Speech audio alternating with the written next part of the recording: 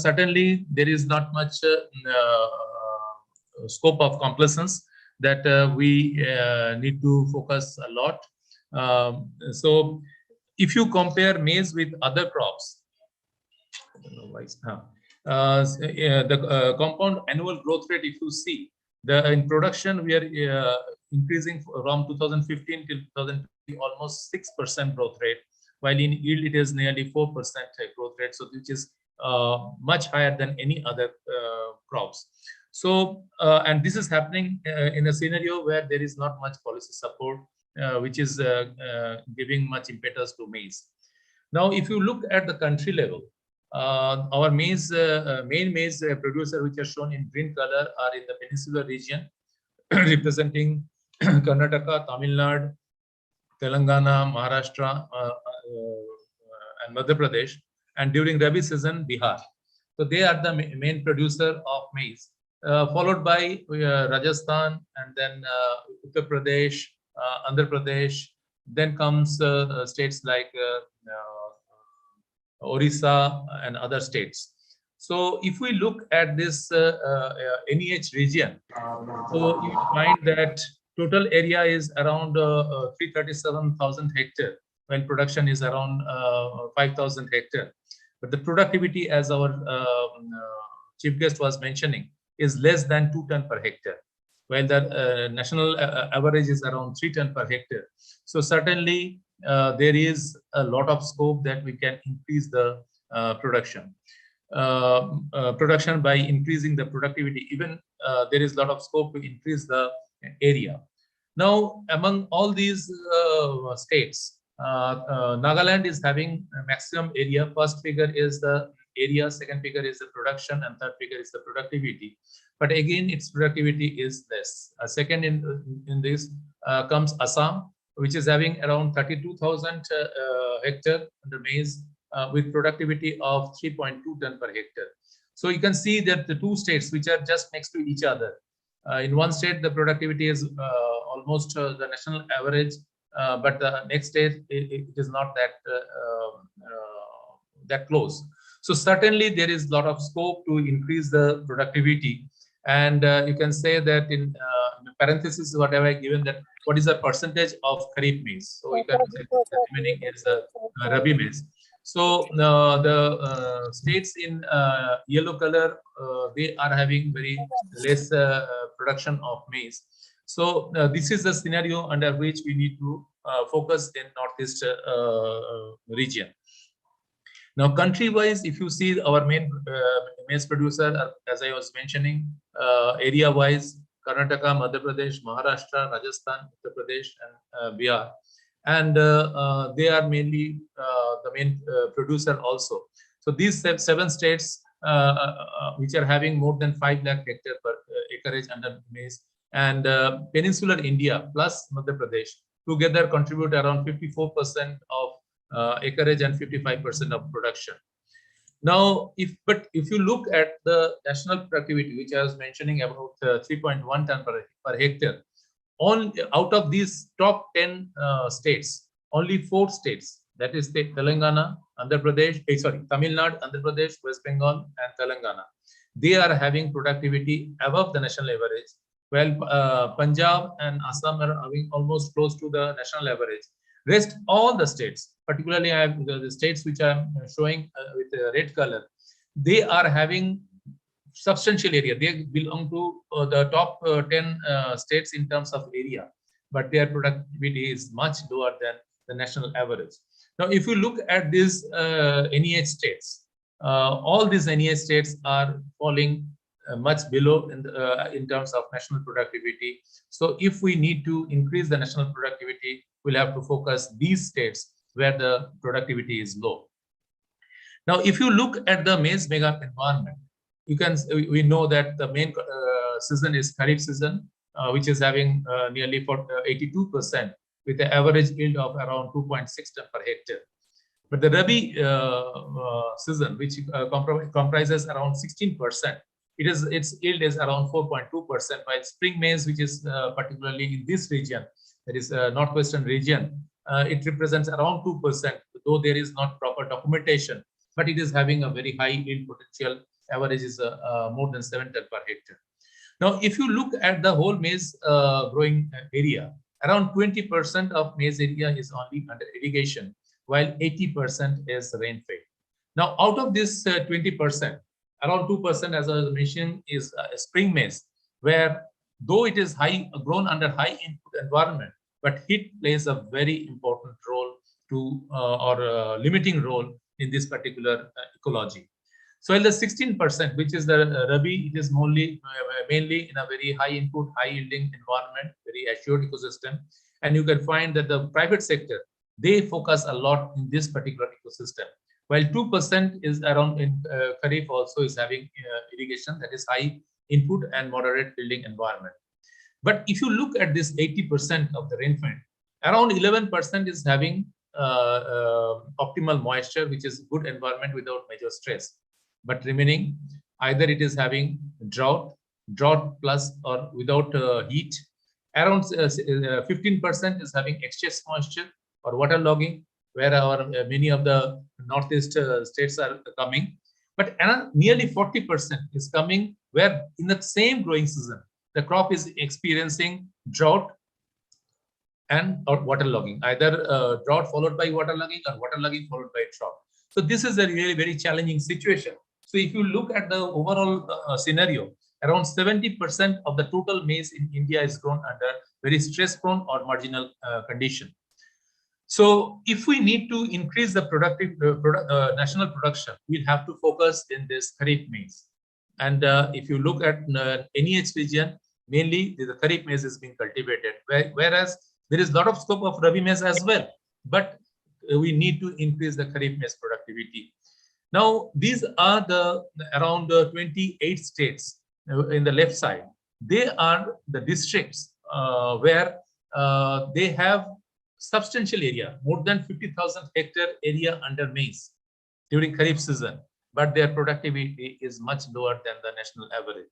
So if we need to really push the pull the Kharif productivity, we'll have to focus these states. Remaining 23 states, which is again having more than 50,000 hectare, but their yield is above the national average. So we should not forget about these states also when we need to focus on increasing the Kharif productivity. But certainly, none of these districts are coming in our NEH region because they are the area in totality you have seen in my earlier slides that they are quite less. So here comes a big thing is that utilization of germplasm.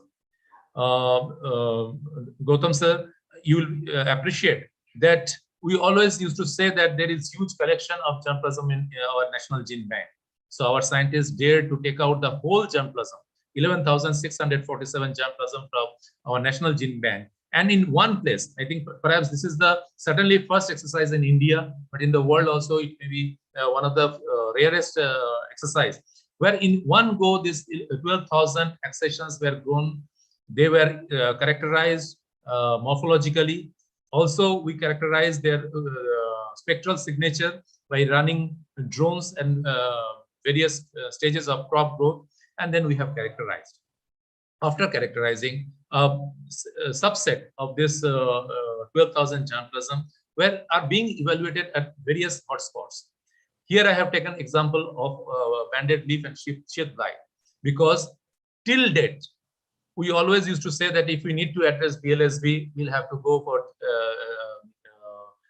genetic engineering, we'll have to deploy some genes. But we have identified 8 sources of resistance from our own germplasm. And now they are being they will be deployed in our breeding program.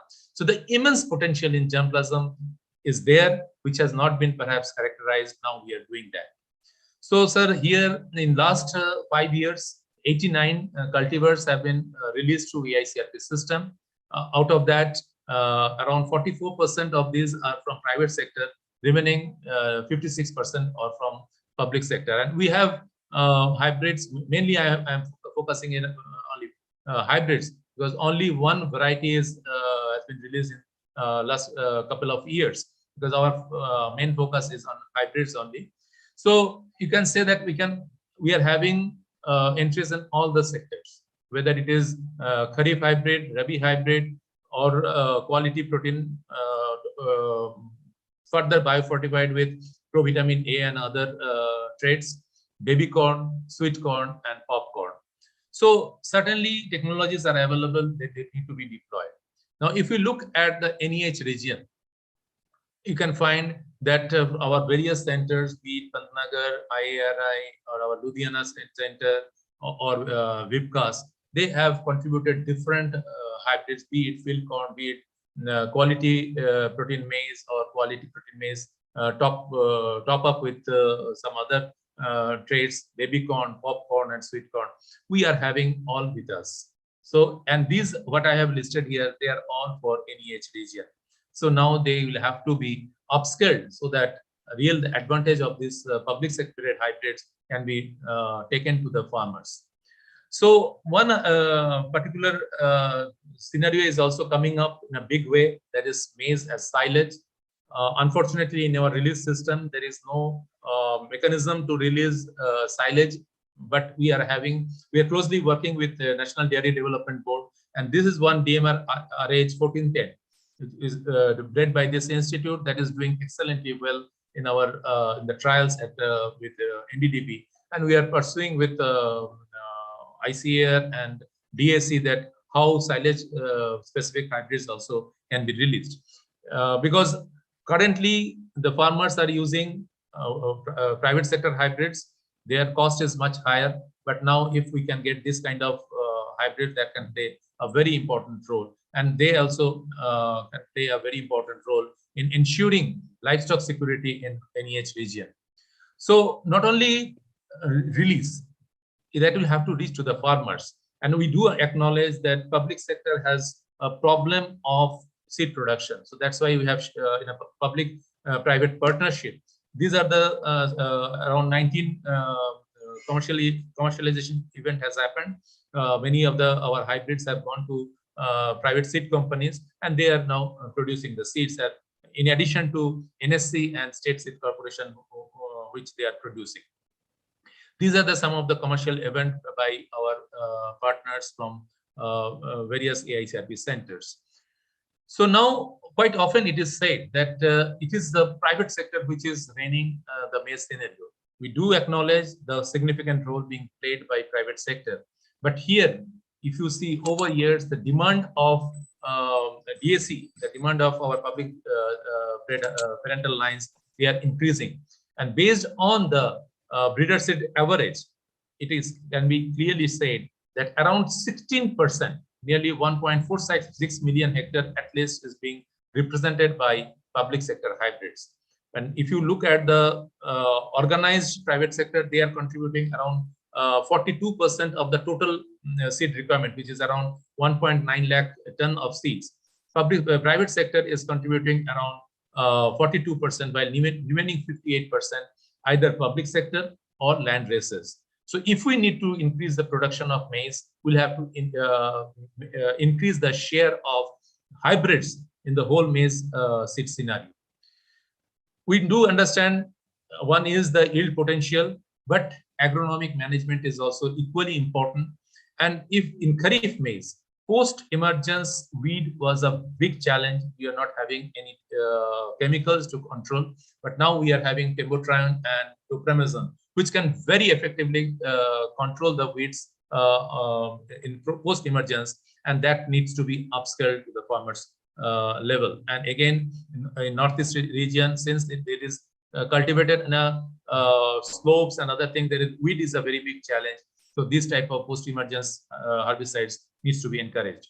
Mechanization, we have, our demonstration has clearly showed that it can reduce the cost, overall cost by 15%.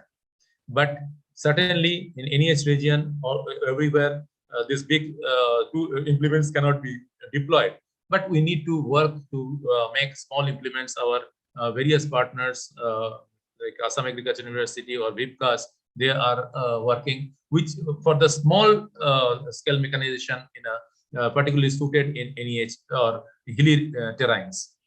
So fall armyworm was a big challenge last 3-4 years from 2018, And we have aggressively worked. We developed the management protocol and awareness campaign along with our ICRP partners. We have conducted total 108 trainings we have conducted and benefiting nearly 12,000 stakeholders, be it extension agents, be it agriculture officers, or be it farmers.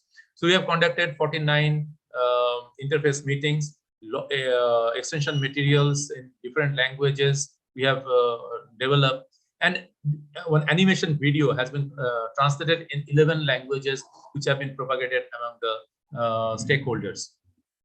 So, sir, now again, if we come back to the region where we are presently located, you can see that water is a big challenge.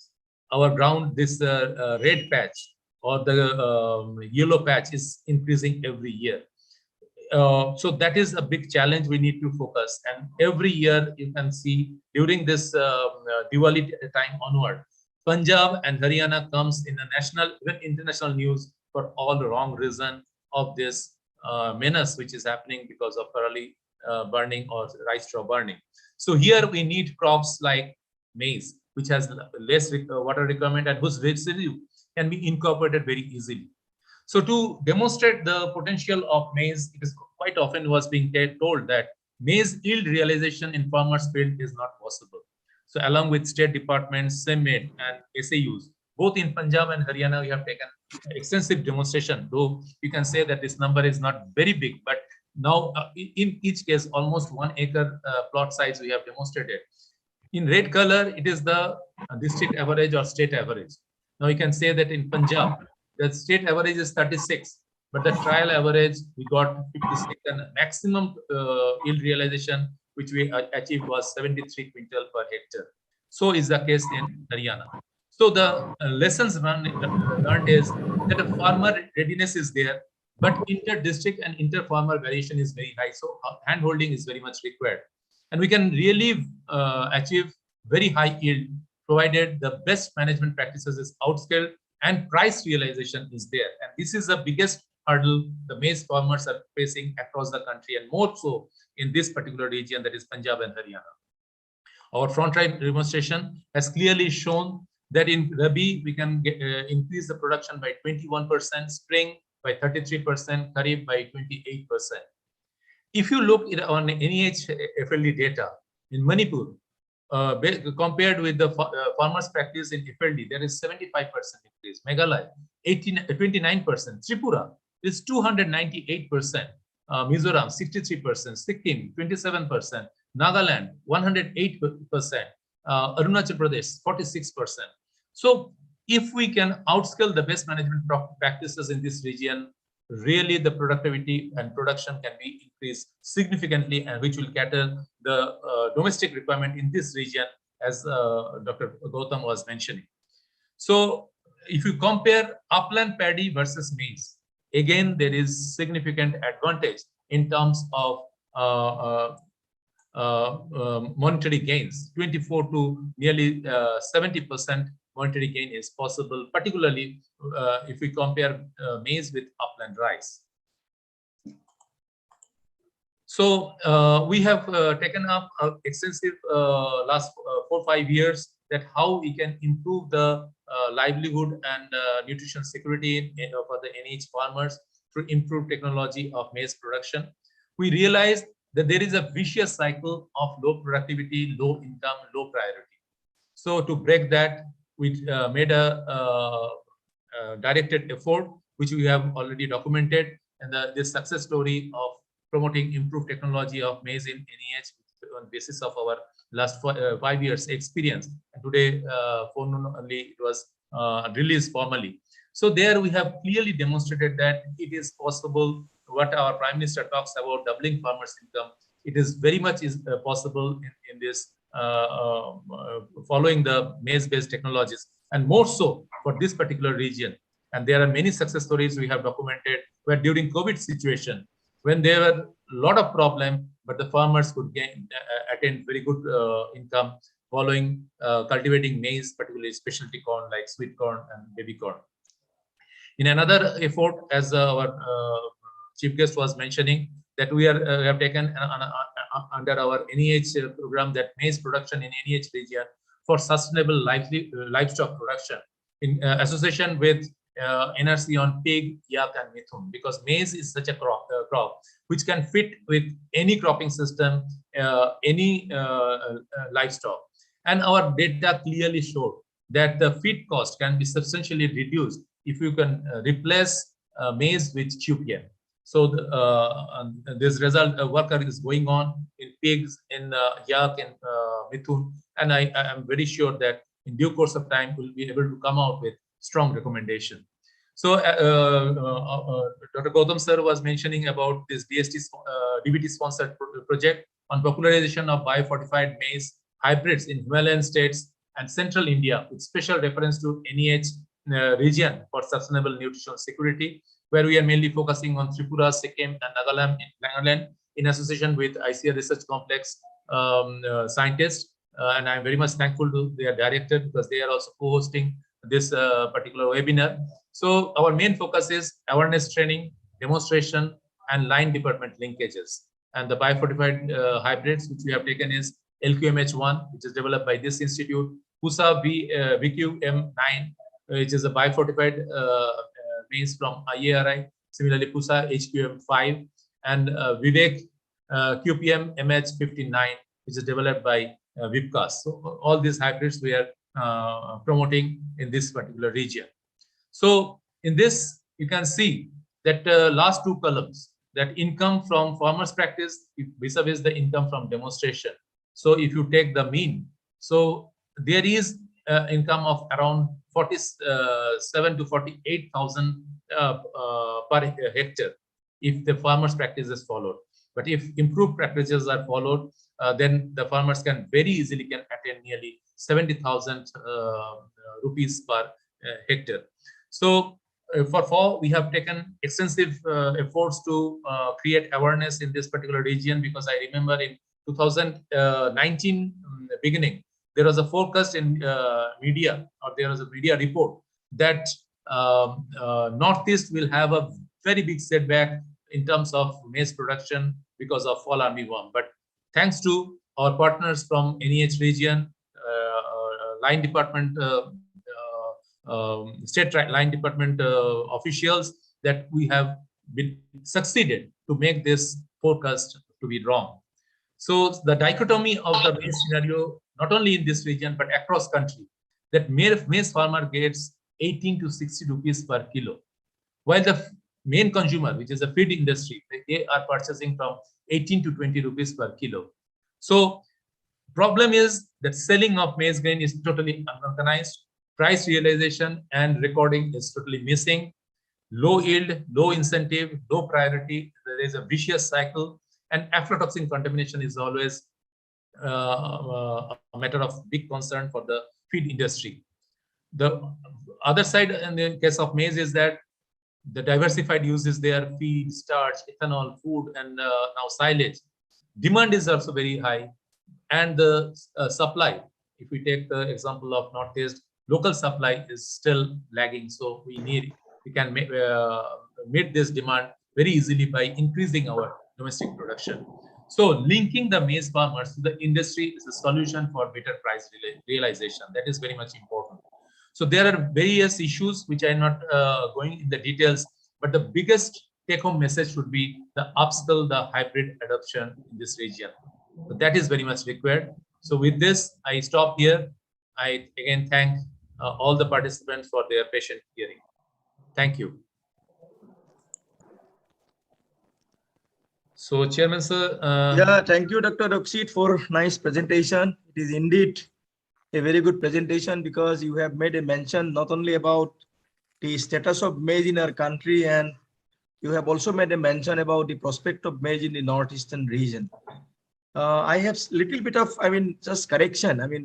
Many a time we talk about NEH, Northeastern Hill. But then if you see instead of talking about NEH, if we talk NER, Northeastern region, that perhaps it would be better, because the promotion of maize as such, as you have mentioned, that is very right. Productivity in Assam is very high, because we grow mostly Rabi maize.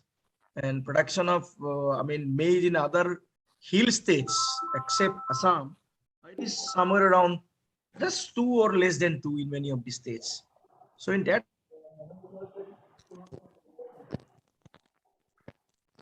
I think we lost contact with Dr. Sir has Deka. got call. Sir has got call. That's why.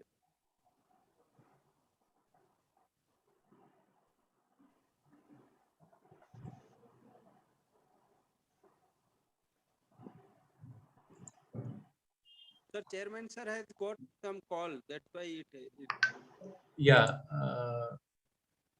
So then, just to say, am I audible? yeah. Yeah, somewhere just went off light. That's why the network got disconnected. Anyway, probably we can go to the next presenter. Yeah. So, Dr. Jayantan Laik, challenges and opportunities of maize production in NEH. Am I audible, sir? Yeah, very much. Welcome, Dr. Jayant. Jayanta, you are alone there in the big Sir, hall. I am. I'm in the committee room, sir. Oh, I understand. You are alone Yes, there. sir. Yeah. Anyway, Yes, go ahead. So, a very good afternoon to the chairman of the session, our special guest, the director of the IAMR, and all our colleagues and participants, and our peers, and our DECA sir. So our director sir is today is gonna leave in in his hometown. So on behalf of director sir, I am presenting whatever the challenges and opportunities of maize production in each region. I am a agronomist, sir. I did my master degree and PhD from IRI in 2011. And for the last 10 years, I am working here under different organic farming and IFS projects. So if we see, already sir has mentioned, our productivity sir has given as compared to the NER region, but our topic is mainly to the NEH. So we are excluding the Assam part, only the hill states. So our productivity 2019-20 is 1875 kilo, but all India range about 3 tons. So it is about 40 to 50 to 60% less as compared to the whole India. So there is an enormous scope to enhance the total productivity. And if we see what is the different causes of this low production of maize. So one of the indigenous low yielding varieties, most of the farmers very much taste preference is there. And that's why they are using their indigenous varieties which is available with them. And sowing is not by any scientific agronomic management practices they are followed. If we see the Jhum land of Meghalaya, they are generally sowing of maize by the dibbling method. So total plant population is very low.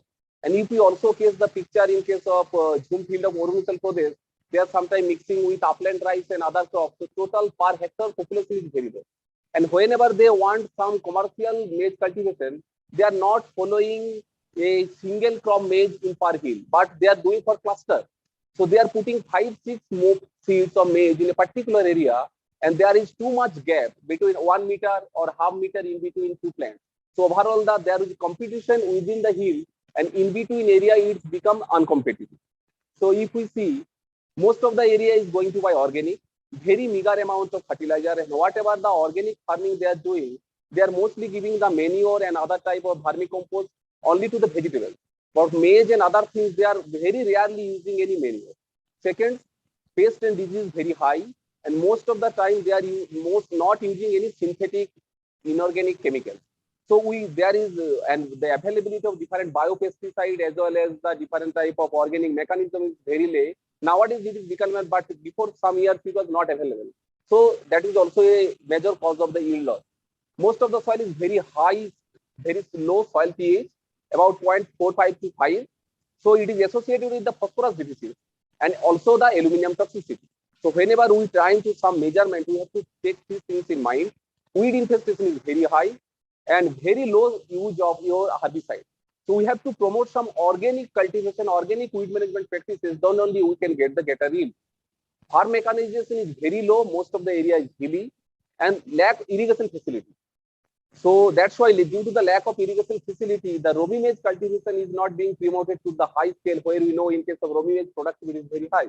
And if we see, even under our condition of the Kharif season, sometimes there is too much intermittent drought. There may not be any rain for 15 to 20 days. So they also become moisture stress and reducing the yield of the maize.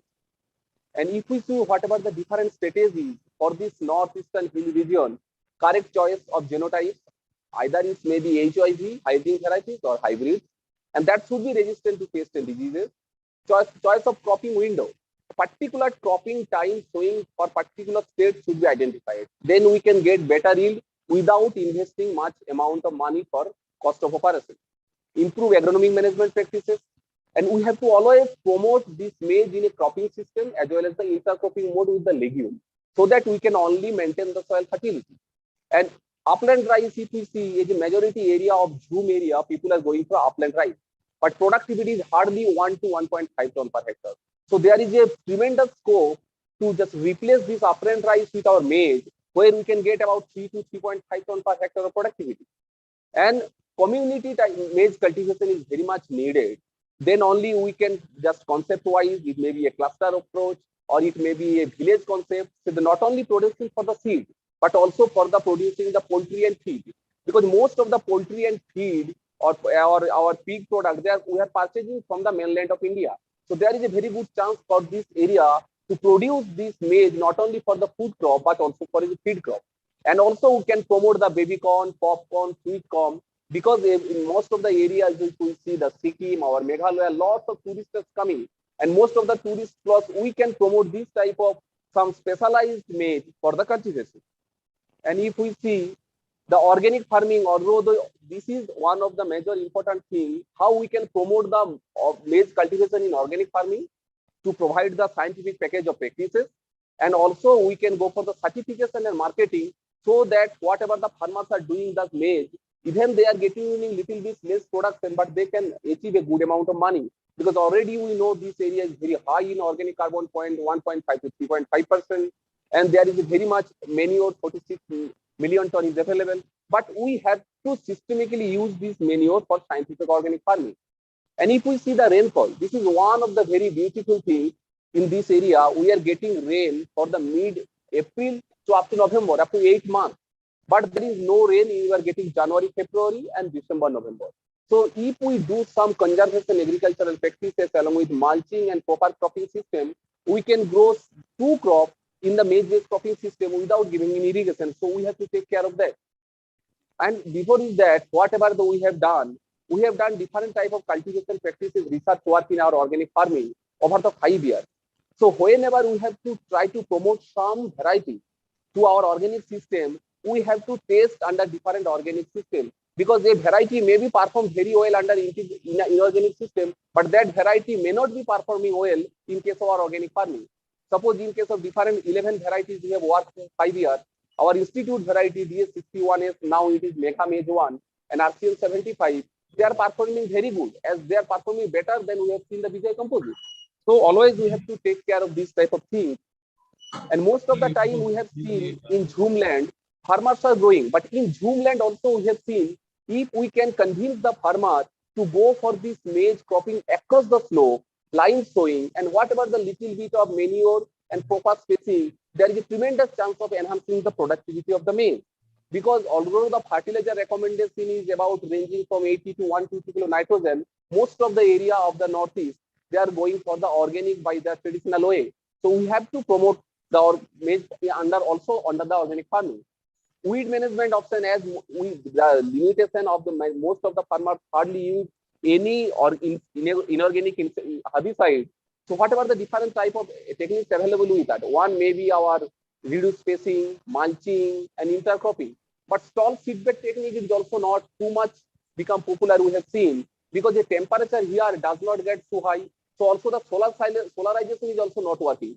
So in this condition, we have seen when we do intercropping of different type of legumes like soybean or cowpea or rice bean, they not only enhancing the soil fertility, but they are also helping reducing the weed control. And there are different type of weeds available in our vicinity, just Eupateria moderatum, otherwise the Lantana camera. If we can properly decompose it and can use as a composter along with the vermicompost, then you can enhance the productivity of the maize. We have also worked on different type of biopesticide and the fall armyworm. When the previous first time fall armyworm come in this region, we are really very much worried. Without giving insecticide, how we can control this very invasive sprays. And we are very just happy to share by alternating spray of neem oil with BT, otherwise neem oil with the Beauveria bassiana, we can significantly reduce the dead heart as caused by the fall armyworm. Similarly, that's always we have to promote to maize not in a individual basis, but also the different type of cropping system. Because unless if going for maize year after year in the same land, as maize is a nutrient exhaustive crop and farmers are using very low amount of fertilizer, so we have to promote maize in a cropping system mode with intercropping or cropping sequence with the legume. Then only we can maintain the soil fertility to good productivity of maize year after year. And this is the different type of intercropping we have worked out: maize plus soybean, groundnut, cowpea, and sequential cropping maize, followed by French bean, maize followed by buckwheat is also important cropping we can grow after maize. So similarly, in Tripura's condition, there are different intercropping is being popular: maize plus vegetable pea, maize plus amaranthus, maize plus spinach, and also cowpea and okra. And if we see, this is just in our experimental field.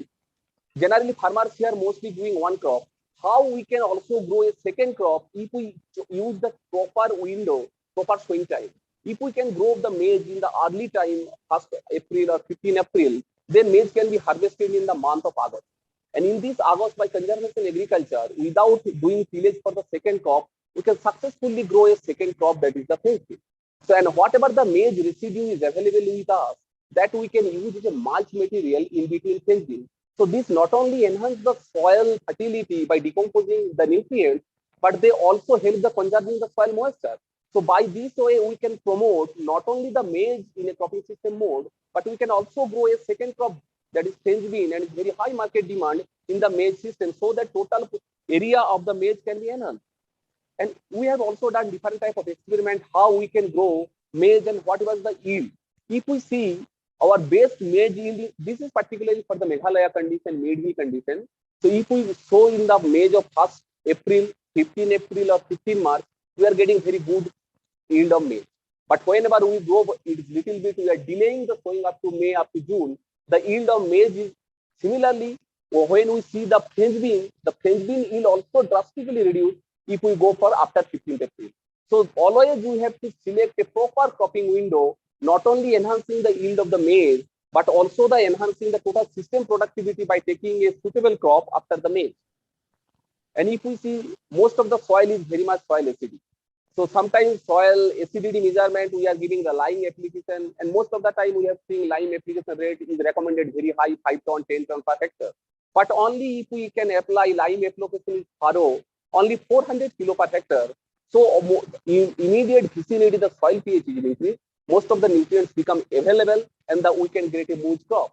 And sometimes where there is no availability of lime, there are lots of other organic things which we can use replacement of the lime material. Like we have seen, this experiment, we can use compost 5 ton per hectare, and other things. Poultry manure also is very much important. This poultry manure also has the liming potential. It is not necessarily we have to use the lime. We can also use this type of different manure to enhance the soil pH and ultimately the nutrient availability in the system, so that the plant growth will be better. Also the skipping cultivation is reduced to a significant extent, but more than 7 million hectares is still practicing the skipping cultivation, where burning, that is the slash and burn, is the prominent method. But there are some experiments going on how can we use this biochar in a farmer scale low drum technique, very low cost technique, where instead of slash and burn, we can adopt slash and char. And we have done some experiment on the biochar, as biochar is known to enhance the soil physical condition, nutrient retention capacity, and also they are using as a liming potential. Because we have done the wheat biochar and also we have done the maize biochar, maize stock, we have estimated the pH is 9.83. So that is quite a high, where the soil pH is 4.5 to 5. So they can enhance the soil pH, and also they can just enhance the nutrient and soil moisture, and ultimately they can enhance the yield to a significant contrast as compared to the no biochar system. And finally, we have to think maize in the part of the integral farming system. Most of the area of the farmers here in northeastern hill region, they are not doing isolation maize, not a very high area. The maize is a very important component of most of the farming system. It's either maybe our agropastoral system or either maybe the dairy-based farming system. So promotion of maize should be there in farming system mode, not only for the food, but also for the feed. And this is some pictures from the Mizoram where maize cultivation is going on a village concept. So that will not only provide for the feed purpose, where the whole village for producing a good quality seed of maize, this should be promoted so that we have not to depend too much on the private sector or other organizations to purchase our seed. Thank you, sir.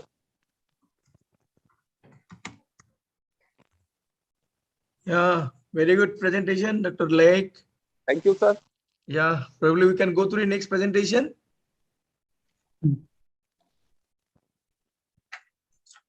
Yeah, Bormon.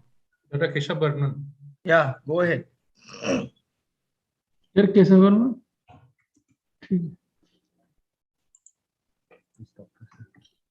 Doctor साहब मेरा था ना इसके बाद में नहीं doctor साहब आपका तो लास्ट में रखा था, आप करना चाहते हैं तो कर सकते हैं, बट हाँ ठीक है बर्मन शुरू कर रहा है तो करने दो।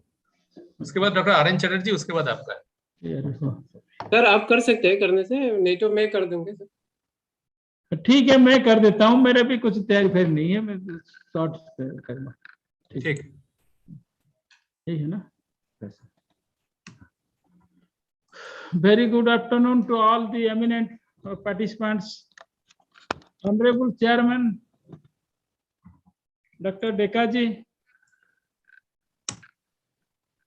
respected Director IIMR, Dr. Sujay Rakshitiri, my colleague here also attending the program. I am giving a very small topic, maize in integrated farming systems. Actually, I was wondering how I will be able to present this topic, but I have got some information that I am going to share with you. My outline of presentation, I am showing here that about the importance and the conceptual definition of IFS, appropriate design of IFS. Sir, please go to presentation mode. Right side below. It is in presentation mode. Slides are not coming or what? No, slides are not changing. Please unshare and again reshare. Stop sharing. Stop sharing and then again share, sir. ये इसको भी पता करना पड़ेगा। ये नीचे है green में शेयर स्क्रीन। ये इसको दिखाना।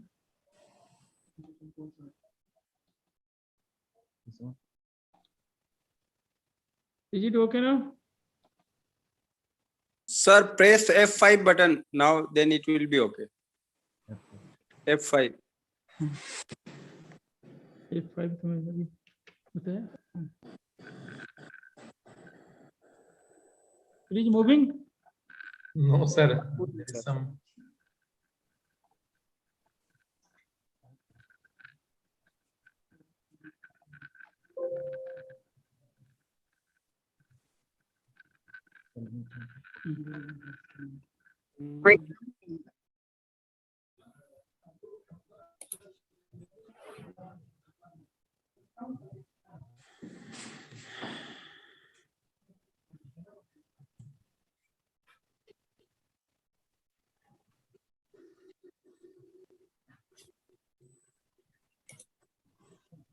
Is there any problem? It is full screen now. No, sir. No, sir. There is some problem in network, it seems. Probably Rakshitji, I mean, we can allow him the way he has presented, no, instead of asking him to go for slideshow mode. Okay. Whether his slides is moving or not. No, his slides are also not moving. That is a problem. Okay. Then Just go for moving slide. Probably it will move. we are moving slides. You see. No, Next picture.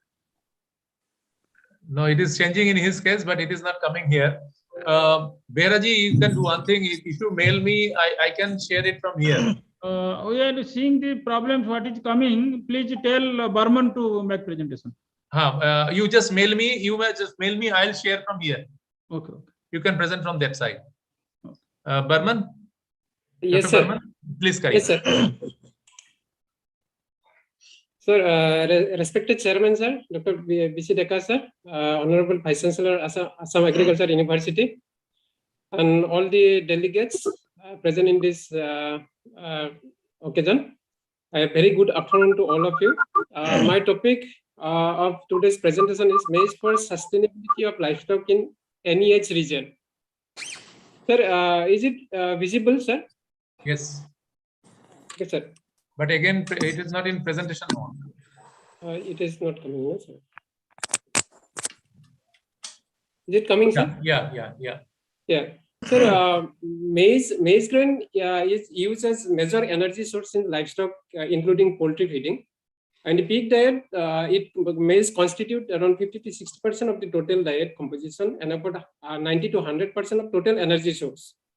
Therefore, maize plays an important role in the livestock and poultry feeding. And there are different varieties of maize, mainly yellow maize, white maize, quality protein maize are there. And they have different nutrient compositions, especially in the protein contents. And preferably this quality protein maize, that protein content is higher than other maize variety. QPM has a higher nutritional value in livestock and also reduce the requirement of feed by around 3 to 4%. Feeding QPM variety maize in livestock give the better performance as reported by different researchers. Maize protein is deficient in lysine and tryptophan. That normal maize is deficient in lysine and tryptophan and has less value for monogastric animal. However, quality protein maize contains the high lysine content than the normal maize, and lysine is very much essential amino acid in case of pig and poultry. That in broiler chick, that feeding quality maize enhance the growth and the quality of, and also improve the egg as first laying, egg production, egg quality parameters. And in pigs, feeding quality protein maize improve the FCR, feed conversion ratio, reduces the cost of production, and increase the average daily gain. But if you see the total livestock population as maize grain requirement per annum for livestock, including poultry in any region, that is, Assam has the highest, that is livestock and poultry, that total population in comparison to other states in any region. And therefore the maize grain requirement also higher. It is the around 14,153 ton per annum is required, that maize grains for livestock feeding, followed by Tripura and Meghalaya. State-wise pig population in any year that and maize grain requirement in Assam has the highest pig population around 2.46 million, and this that maize grain requirement around 0.54 million tons per annum in this Assam, that for pig feeding. That state-wise bovine population, if you see in any regions, that Assam has the highest, that is bovine population around 11.33 million numbers as per 28 livestock census.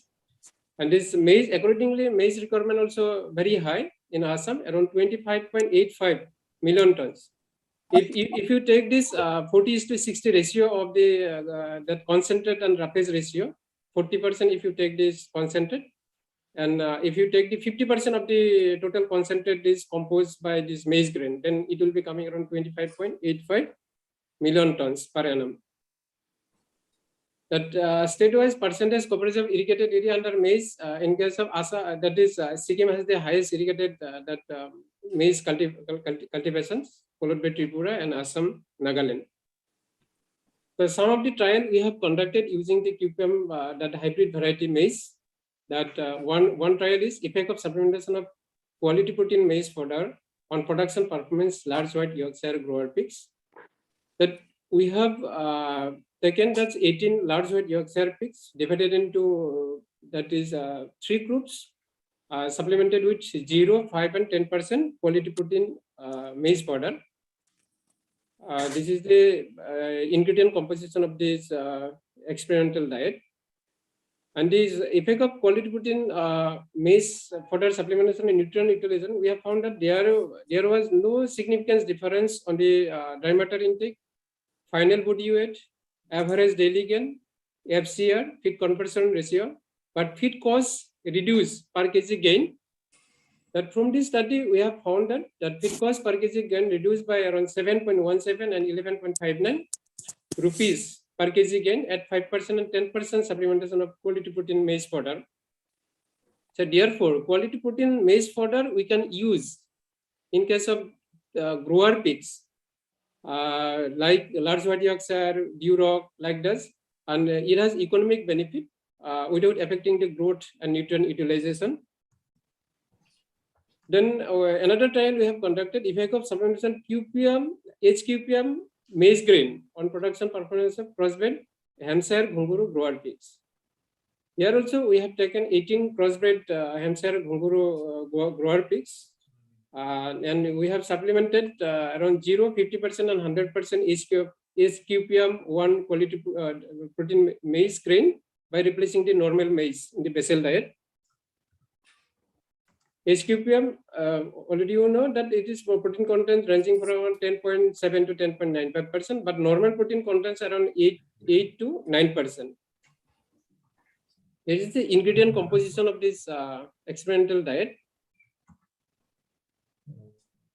Then effect of supplementation of HQPM 1 maize grains on nutrient utilization, we have found that there were no significant difference.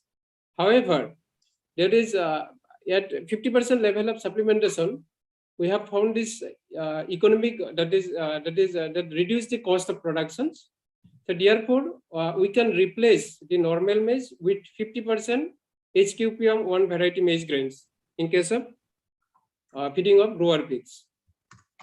Then another trial we have conducted by supplementation of maize fodder, quality protein maize fodder on the fecal microbiome of large white Yorkshire pigs. That we have grouped that we have taken 18 that grower pigs, divided into 3 groups, supplemented with this 0, 5 and 10% quality maize fodder by replacing the normal maize grain and designated the T0, T1, T2, and 1 random sample from normal feeding outside the normal feeding schedule we have taken, and that sample designated as R number. From this, we have found that after analyzing the fecal content that using 16S RNA genes, we have found that around 68, 56, 61 and that MD data were found in case of random T0, T1 and T2 samples. From taxonomic distribution, we have found different phyla, that bacteria is Proteobacteria, spirochetes in the descending order in case of random T0 and T1 groups. But when we have increased the maize fodders in the diet, there is increase in the Fibrobacter saxinogen. It is the major fiber degrading bacteria. It is found in case of ruminants as well as in monogastric, that especially these pig and the horses also that Fibrobacter saxinogens are presents that degrade the fiber. Therefore, if you supply this maize fodder, there will be increase in the Fibrobacter saxinogen that will improve the fiber digestion as well as production performance of pigs. So we can supply this maize fodders at least at 10% level or 5 to 10% levels that will improve the fiber digestion. And some of the key success stories also we have got during the reported period. That one farmer, that Hemramba Rabha from Goalpara, that annual income is around 11 lakhs. That from maize, that is integrated farming sector, maize, rice, papaya, pineapples, betel nut, dairy, fishery, all he has. But he has problem of feeding, that is feeding to the dairy animals. Shortage of feeds are there. But we have given this maize seed under NEH grant of Indian Institute of Maize Research, that we have given the maize seed. We have cultivated the maize fodders, and we have given the training on preparation of the silage using maize fodder. So now he is getting around 16 lakh rupees per annum. That also feed costs in dairy feeding, it is that is reduced by around 1,54,000. Then another that is farmers, Mr. Ananta Boro from Ganapati village, Kamrup district only. His annual income is 3,32,000 from piggery farming fishery, and shortage of feed for pig feeding. We have given the maize seed under the NEH grant of IIMR, and he has cultivated maize fodders as well as also produced the maize grain for feeding of pigs. Now he is getting around 7,66,000 rupees per annum. There is cost saving around 17,000 rupees on the feed cost of pig feeding. Then another farmer, Mr. Paragrapha from Gwalpara district, Rongzuli. His annual income previously 1,43,000. After intervention of this supply of quality protein maize, giving this training on artificial insemination on pigs, that altogether now he is getting around 5,14,000 per annum. That is cost saving of around 18,000 rupees on the feed cost in piggery farming. Another farmer, Panakan Rapa from Rongzuli, Gwalpara. His annual income previously it was 59,565.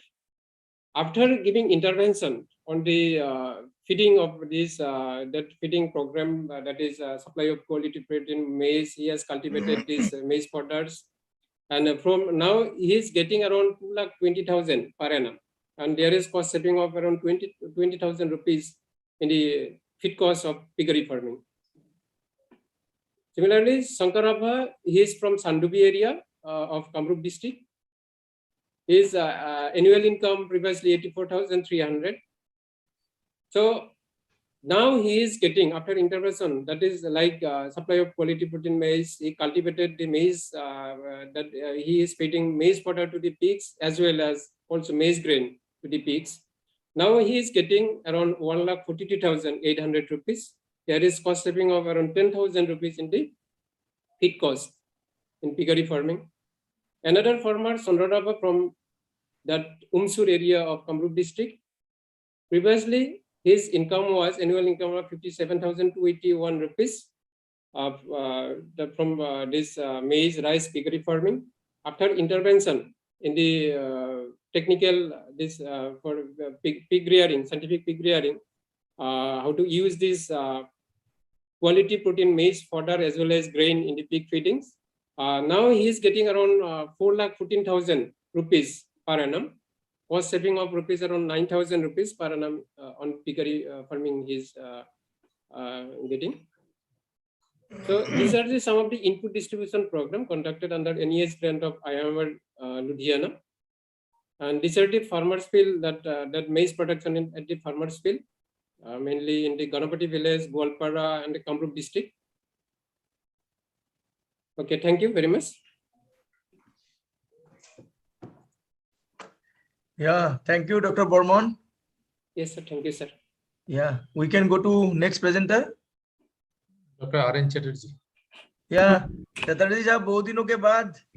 Thank you, Dr. Deka. How are you? Fine, thank you. So there has been some change I have seen. Oh, thank you, thank you. Okay.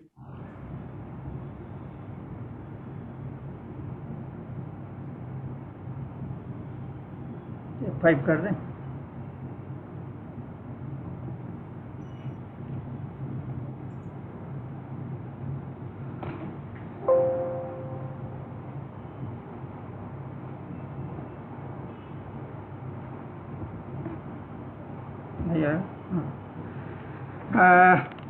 My respected colleague and friend, Honorable Vice Chancellor, Assam Agricultural University, Dr. Deka ji, my colleague Dr. Sujay Ruksit ji, Director IIMR, other distinguished scientist colleagues and participants. So from maize to poultry and then maize in poultry. So few things about the poultry sector of this country. Moving nahi ho. Please down. So the egg production at present is 114 billions, and meat production is 4.34 million tons in our country in the last year. Per capita egg availability is 86 eggs per person per year. Per capita availability of poultry meat is 3.7 kg per person per year, and total poultry population is 852 millions as per 2019 sample survey. Backyard poultry population is 317 million. Dr. Chatterjee, I think same problem. Your slide is not moving here. Now it is moving? No, sir. You kindly unshare and reshare.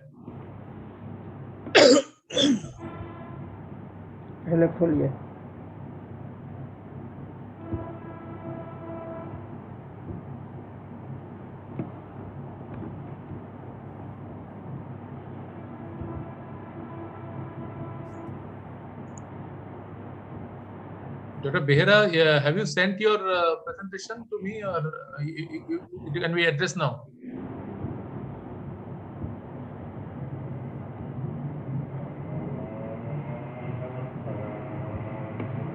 Is it okay now? Yeah, now it's okay.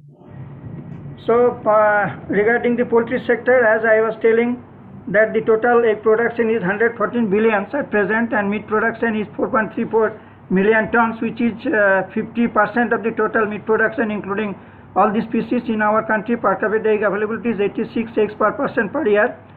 Per capita egg poultry meat availability is 3.7 kg per person per year, and poultry population is 852 millions, out of which 317 million is under the backyard sector, and contribution from the poultry sector is around 1.5 lakh crore per year. So if you see the commercial layer sector, that is growing at the rate of 6% per year over the last maybe 2 decades. Poultry sector is the only sector among all the agricultural commodities, probably this is the fastest growing sector. Commercial layer sector is growing at the rate of 6% per year, and commercial broiler sector is around 8 to 10% per year.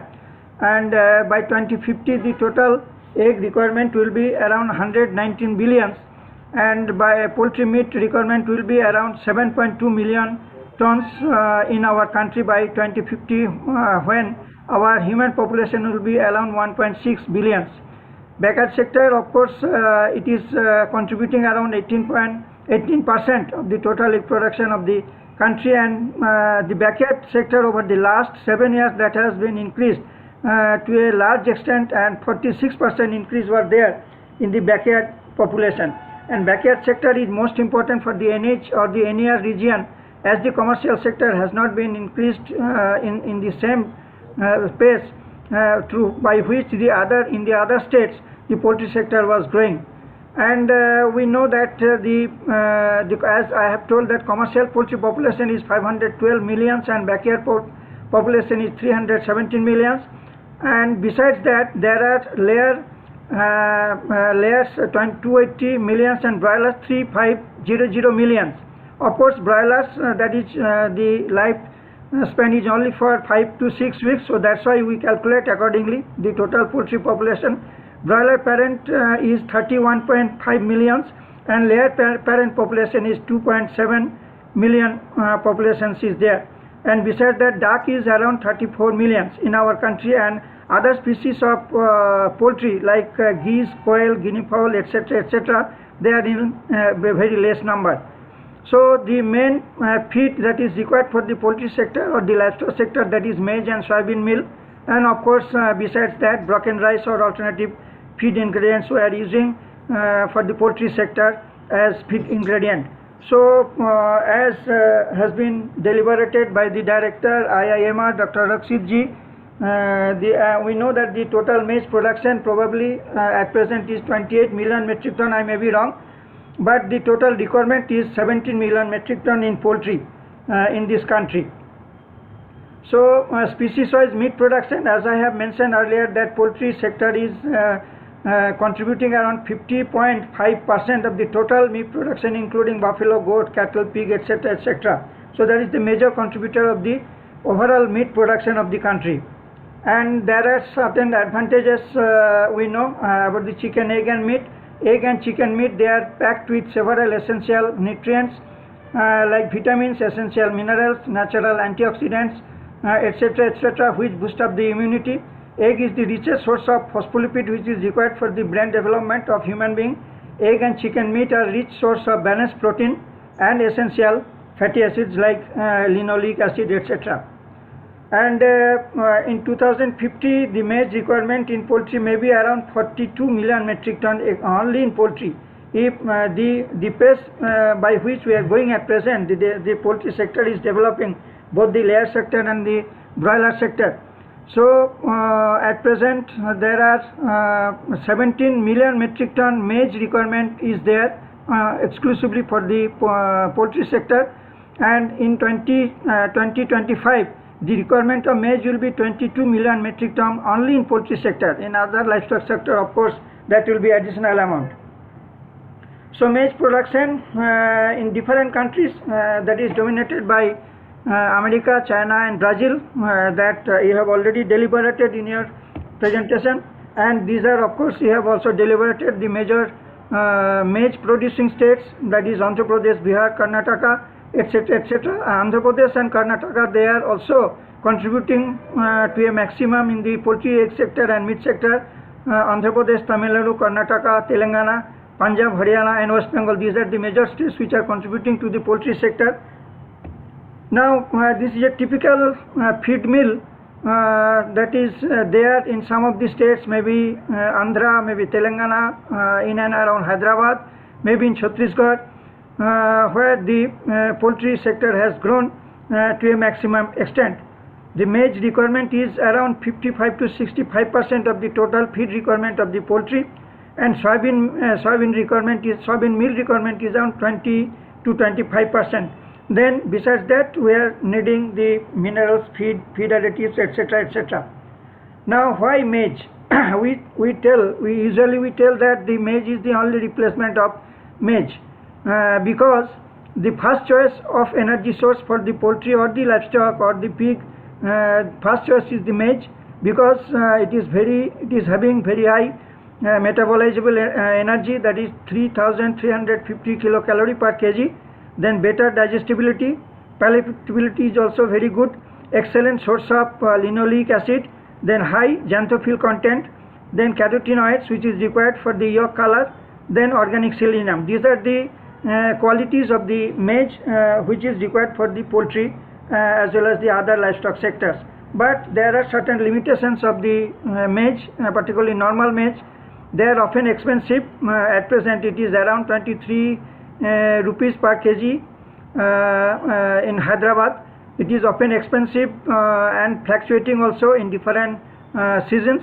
Then prone to mycotoxins, then prone to insect infestations also. Then normal maize that is deficient to some extent to methionine, lysine and tryptophan amino acids, and NSP that is also 8 to 9%, that is non-starch polysaccharide. So these are some of the limitations which maize is having. In spite of that, there is a huge requirement of maize in the poultry sector.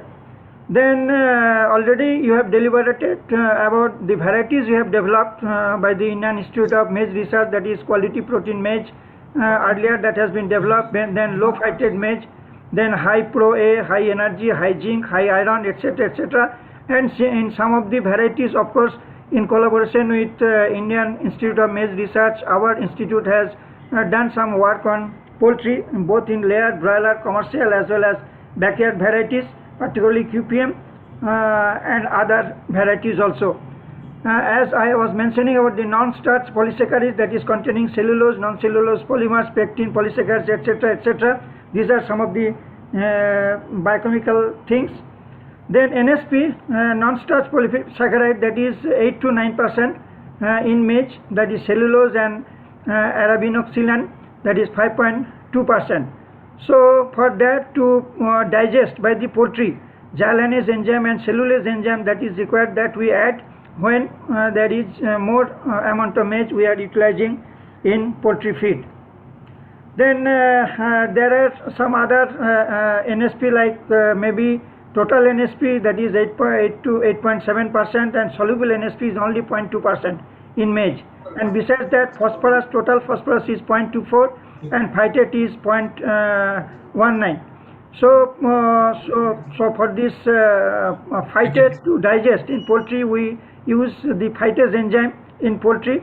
So, high level of soluble NSP increases the gut viscosity, leading to reduced nutrient utilization, weight droppings, increased proliferation of harmful bacteria in gut. Insoluble NSP is responsible for nutrient encapsulation, leading to lower accessibility of starch and protein, etc., etc. So that is a disadvantage, but we have the solution for that. We use different enzymes to digest the NSP. And these are some of the infected maize or damaged maize, maybe by some fungus, Aspergillus, Parasiticus, Gibberella, Fusarium, damaged grain, etc., etc. So that is also available. If we keep maize for some long duration, then this type of things will happen, which is not suitable for the poultry or the livestock feed. And if you see the aflatoxin, if we keep maize for a longer period, then up to 57.7% of the maize, there may be incidence of aflatoxin, particularly in the humid area of the country. This is a problem. But other alternative feed ingredients or alternative energy sources, whatever we are using in the poultry sector, that is maybe ragi, sorghum, bajra, de-oiled rice bran, kora, oat, etc., etc., different millets and rice bran, etc. They are having this problem in a lower scale, but they are having high rate than the maize. So utilization of alternatives for maize, maybe sorghum, maybe bajra, broken rice, rice bran, and their use, that is the proportion of maize price is sorghum is lesser than maize. I do not know at present. So bajra is 0.91 of the maize, similarly broken rice, rice bran, ragi, kora, etc. And what percentage in layers and broilers we can use, this is the table that we have shown, and we have experimented on different maybe sorghums or broken rice, different millets, etc., etc. And we have seen up to how much percentage in layers and broilers that can be used as alternative energy source in poultry feed. So these are some of the millets already we have experimented in poultry in our institute. And besides that, of course, sorghum, broken rice, rice bran, wheat, tapioca, salsit, they are to some extent they are being used in poultry sector, particularly tapioca, then broken rice, they are being used in the both in chicken, but tapioca of course we use in ducks to some extent. Then limitation of other energy source, whenever the maize availability is not there or maize price is high, then we go for the other alternative energy sources other than maize. So for that the limitations are less availability, then price depend on the market price or on the season, then variability in nutrient quality, anti-nutritional factors, that is also there in different ingredients other than maize, need supplemental oil, then seasonal availability, lack of xanthophyll, then less of linoleic acid. So these are some of the limitations of the other alternative energy sources. And this is you can see the yolk color, that may be pale to paler yolk color, and the yolk color, yellow yolk color, that is required. So for that we need xanthin and geoxanthin and lutein, which is there in probably in maize and some of the millets. Maize, of course, poultry rats supplemented, maybe besides maize, vegetable oil we are supplying in broilers, particularly synthetic amino acid like methionine, lysine. We are using both in layer and broilers when we are using the normal maize. Of course, in QPM, quality protein maize, if it is there, if it is available, then the methionine, lysine supplementation will be lesser. Then high protein, then phytase and inorganic phosphorus, that is there. So nutrient levels in QPM, the nutrient composition of QPM that has already been discussed by many in many deliberations earlier, that is high in lysine, tryptophan, leucine, particularly these are the amino acids and the isoleucine content that is higher in QPM. That's why we prefer QPM. Then if we use QPM, then we have seen both in layers and broilers, FCR or the feed conversion ratio or the feed efficiency that will be increased. Then lysine and tryptophan content of QPM grains are about twice those of normal maize, that we all know. But there are certain future challenges for maize, like adverse effect of climate change that has already been discussed earlier, competition between humans and animal, livestock and poultry, both. So the same maize that is being consumed by both human and poultry. So because of the competition, the availability will be lower, and maize for the human being, the use of maize is increasing day by day. Maize is increasingly being used in human food and for other industrial purposes. So this is the scenario in the NER, that is Arunachal Pradesh, Assam, Manipur, Meghalaya, Mizoram, Nagaland, Sikkim and Tripura. The poultry population in different states, egg production in lakh number in different states. Of course, Assam is the highest, but availability, per capita availability lowest in Sikkim, and followed by of course Assam was also very low, but surprisingly Arunachal Pradesh and Mizoram, then Manipur, they are having the better per capita availability of eggs. So in NEH states or in the NER region, the poultry development that has not been there over the last maybe few decades, because the availability of maize is not there, availability of feed ingredients is not there, availability of medicines and vaccines are not there. They are mainly being brought from the Siliguri of West Bengal. So that is a big constraint. So if we can make available the maize in sufficient quantity for the poultry sector, then probably the commercial poultry sector will come, and the poultry sector will be say increased in that particular region. So all the dignitaries are here. So I want to say that maize as well as soybean, that should be made available in the NER region, so that the poultry sector then can be grown faster in that particular region to make availability of the eggs as well as the poultry meat. And because mostly the NER region, mostly the people are non-vegetarian. So with this I thank all of you, particularly Dr. Rakshit ji for inviting me for this presentation. Thank you so much. Thank you, sir. Yeah, probably now Behra.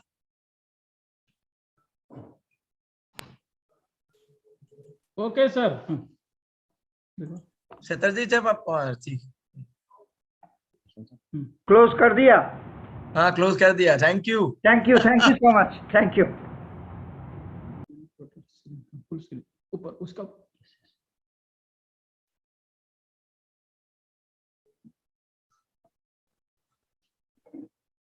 ये email कर दिया.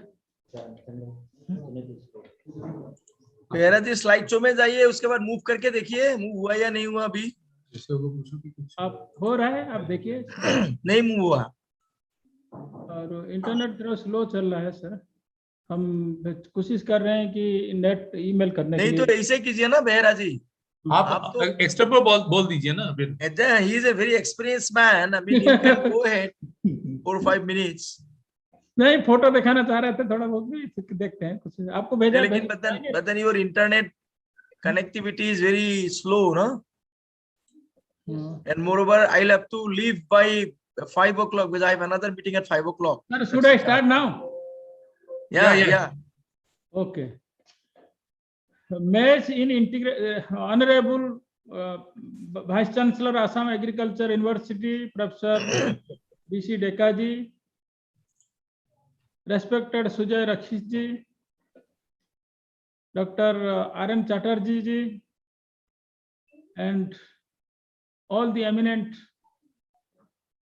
personalities present in this presentations. Very good evening to all of you. I am going to make a presentation on maize in integrated farming systems. It is a very small topic. My outline of presentation I am not able to show you, but I wish to share with the house, with the eminent participants, that food habits of NEH region is dominated with non-vegetarian food habit. If I'll say in Assam, 80.4% people are non-vegetarian. In Meghalaya, in NEH region, more than 90% people, I have the figure that around 95% people, they are non-vegetarians. Non-vegetarian means they are dependent on livestock, heavily dependent on livestock. Livestock, meat, egg, milk, so many things.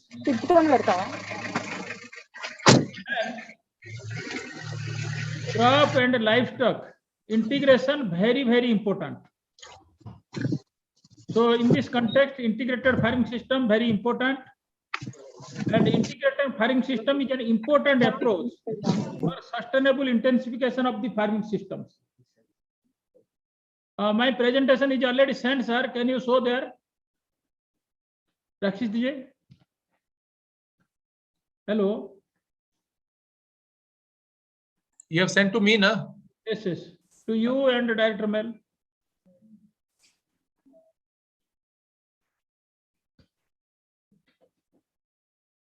Not yet come.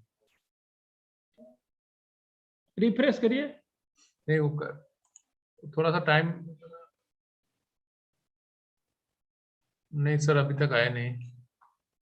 दोनों mail में भेजे. कौन सा PD मेज और दूसरा कौन सा मेल? उसमें और एक है, आपका है s.rakshit. अच्छा, वो भी उसमें तो और भी टाइम लगेगा. director.maize@icr.gov.in. थोड़ा रिफ्रेश कर लीजिए. फ्रॉम संबरलंग वानियंग, कुछ भी मिल जाए आप देख लो. संबरलंग वानियंग 23@gmail.com. आ गया, मैं खोल रहा हूँ. ठीक है, आ गया.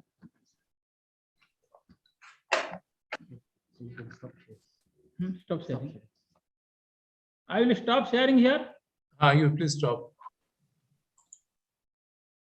तो हम कैसे देखें? देखो. Sir, it will come there. It will come from there, sir. Yes, sir. From there.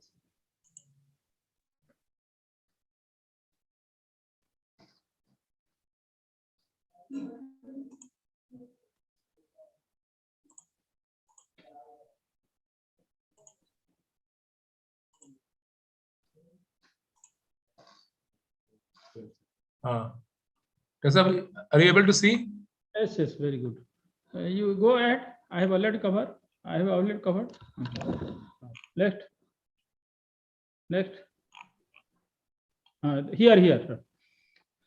I am going to share the participant that importance of IFS. Now we are talking of the conservation agriculture as a sustainable intensification of farming system approach. Conservation is a sustainable intensification approach. But integrated farming system is an important, even a better approach for sustainable intensification of farming systems. Next, please. You can see table of 26 January 2018, where it has been given that Mishrit Kheti Aay Duguna. Integrated farming system is taken as a very powerful tool to double the farmer's income. It is a powerful tool to go for Atmanirbhar Bharat. It is a powerful tool for climate smart farming. Next, please. So, and this table is in the context of the NEH region. Even in the report of Professor Ramesh Chandji, member Niti Aayog, he has also advocated integrated farming system for doubling the farmer's income. Next, please. Next, please. There is confusion with respect to farming system and cropping systems. Farming system is a holistic concept. In a simpler way, I have given this definition that farm, farmer, farm enterprises or farm enterprise, farm resources, farm environment, external, internal, all together make a complex system which we call as a farming systems. Next, please. Farming system, the focus is holistic, eco-friendly, farmers participatory, problem-solving, interdisciplinary, and it is sustainable nature. This is the characteristic of our farming systems. Next, please. The basic principles, when we are going for an integrated farming system, we have to adhere to the basic principles of the integrated farming system. It is that the farm should be self-sufficient and it should be free from external inputs. It should be less dependent on external inputs. It should be self-sustaining. Enterprise diversification. Enterprise diversification is important principle to increase income, to minimize the risk and spread the risk, enhance natural resources and environment, and improve the diet of the farm families. And another principle is to draw the synergy within the systems. Next, please. For going for an integrated farming system, the appropriate design of an integrated farming system is the first step to success. And there are many factors which we consider for designing an integrated farming system. And within that, the maize also gets accommodated, taking into consideration of these factors. Next, please. For designing of an integrated farming system, design of crop enterprise to meet cereal, pulses, oilseed, fodder, matching to the dairy animal requirement, fruits and high vegetable crops. All these are are accommodated in the crop enterprise. Similarly, we have to design the integrated farming system, and it should be linked to the fodder productions. Designing of a fish pond, designing of a dog house, poultry house, mushroom unit, vermicompost unit, and biogas plant. So this design aspect is very important. And within this designing of the crop enterprise, we accommodate maize crop also as a fodder, as a high value crops. Next, please. Why the integrated farming system is considered as a sustainable, as a synonym of sustainability? Because in integrated farming system, the link between different enterprises, the components are maintained. While in specialized farming, the links are broken, which leads to unsustainability. So maize is an industrial crop. It is grown in most of the cases as a specialized crop, as a isolated crop. But it needs to be linked with the farming system, within the integrated farming system, to reduce the production cost and to make it self-sufficient within the farming system with respect to fodder, with respect to grain, to meet different requirement of the different enterprises. Next, please. I will just draw some case studies I have already conducted.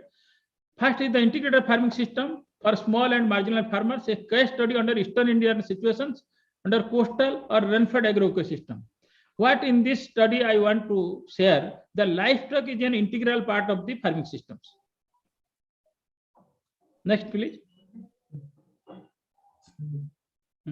This is the view I am giving to you, how the dog house is an integral part of the integrated farming system. Next, please. This is the dog and pond in pond system. Next, please. Please quickly pass on the slides. Please. Next, please. Next, please. This poultry, again, poultry is an important part of the integrated farming systems. Next, please. Next, please. Here what I want to say that maize is the driver of an integrated farming systems. You can see 45%. This is a old data I have already, when I have conducted this experiment in Odisha, I have prepared this feed. I have taken 45% of the layer feed as a maize. Next, please. Similarly, in the dog, I have also taken around 58% as a maize as the ingredient for the dog feed. I have prepared it at a farm level to reduce the production cost. At present, the cost is 1,000 per quintal in our local market. But if you make it locally prepared, then it is the cheaper, and maize is the major ingredient for this feed cost. I'll say for all livestock enterprise, it may be dairy, it may be dog, it may be poultry, but feed is the major driver, and feed is the major cost involved in that. So we have to think how to reduce the production cost by preparing locally, and in which maize is governing the major production cost. Next, please. Next, please. This is the view. Just go ahead, please. Go ahead. This is the view of a integrated farming system in which we have also taken maize in Eastern Indian situations. Next, please. Go ahead. Go ahead. Go ahead. Then this is another study I am showing to you under irrigated agro-ecosystems. Integrated farming system for small and marginal farmers, a case study under North Indian situation under irrigated agro-ecosystem. The objective was to double the farmers' income with an integrated farming system model and replace the rice wheat cropping system of monoculture under North Indian situations. Next, please. Next, please. This is the layout of that model, and you can see there is the rotations like maize, pea, okra, and there are maize is well accommodated to meet the fodder requirement, to meet the grain requirements. That I want to say that in a integrated farming system, maize must be an integral part to sustain the livestock. Next, please. This is the model in which 0.7 hectare area is under crop, 0.1 hectare area is under fish pond, fodder area 0.1 hectare, horticulture 0.5, high value crops 0.1 hectare, dairy 3 units of crossbred cow, duckery 35 birds, and poultry 50 birds, and French bean. So this is a optimized way we have to design an integrated farming system, considering the requirement of a small farm family and the requirement of the dairy, requirement of the other enterprises we are accommodating in the integrated farming system. This is a well optimized integrated farming system model. I'm sharing with you what are the components in that. Next, please. You can see that baby corn is a important components. Next, please. Next, please. Here we have taken poultry fish integration, livestock crop integrations, and water harvesting from road and outside of the pond, and compost and crop residue and byproducts as a major integration within the system. Next, please. You can see here cropping system, how we are designing the cropping systems. Maize, pea, okra is a very suitable cropping system. We have taken in 800 meters square. Maize, mustard, green gram, 800 meters square. Next, please. In other block, we have taken within the farming system baby corn, baby corn, baby corn. We have taken brinjal, baby corn. So next, please. This is the baby corn. What I want to say that baby corn is like cash crop. It is in the Delhi situation I have shown, and I have also popularized such system in Palwal district of Haryana. So you can see here baby corn, baby corn. The baby corn is a better fodder crop than bursim. The livestock, the cows, they eat in a very palatable and very better way than bursim this baby corn. It is very suitable, and not only that, it is a fodder crop. It is also gives a income like cash crop. Within 2.5 to 3 months time, 1 lakh as a net profit you will get. So this is the beauty of baby corn. Baby corn must be included in the integrated farming system. Similarly, you can say maize, pea, okra is another rotation. Here the maize we have taken sweet corn, sugar 75. Next, please. Next, please. Here we have taken, within the maize crop, we have taken pea. So next, please.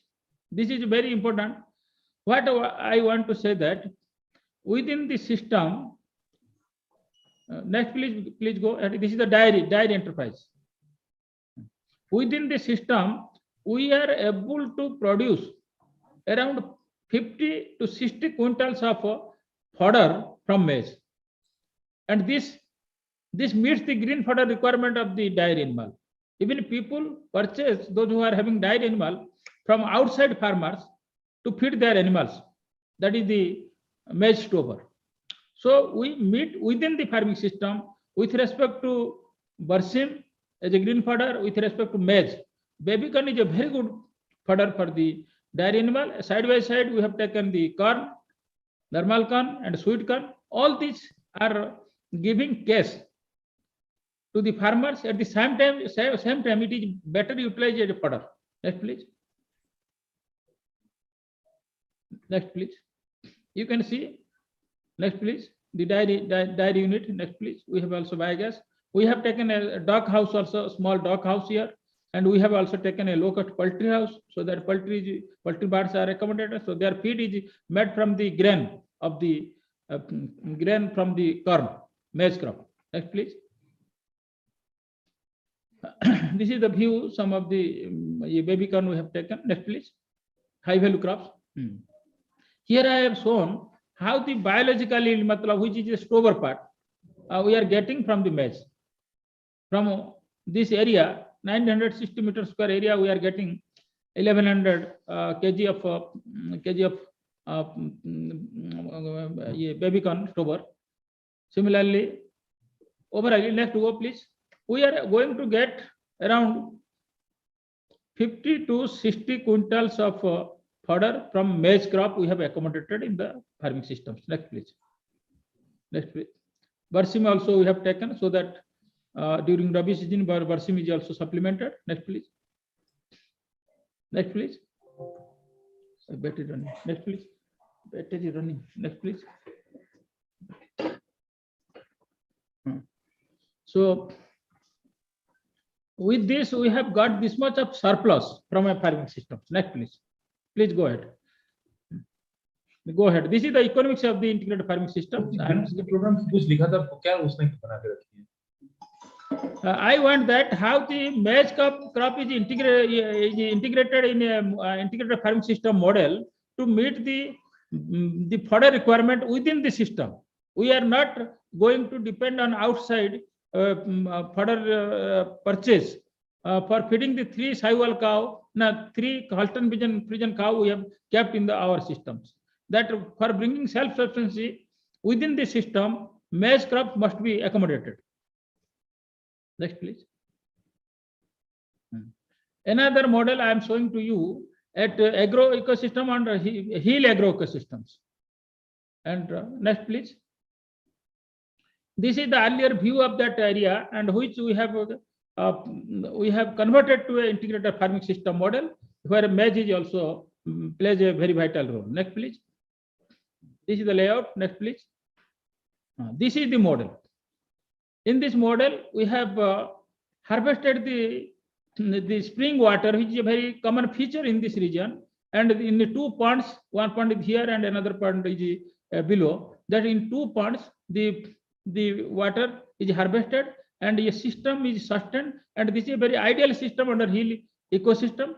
Here, what I want to say that there are 3 units or 2 units of Sahiwal cows. There is one poultry unit. There is one dairy unit. So these units are recycled with the by production, the fodder production, by making production in the system here itself.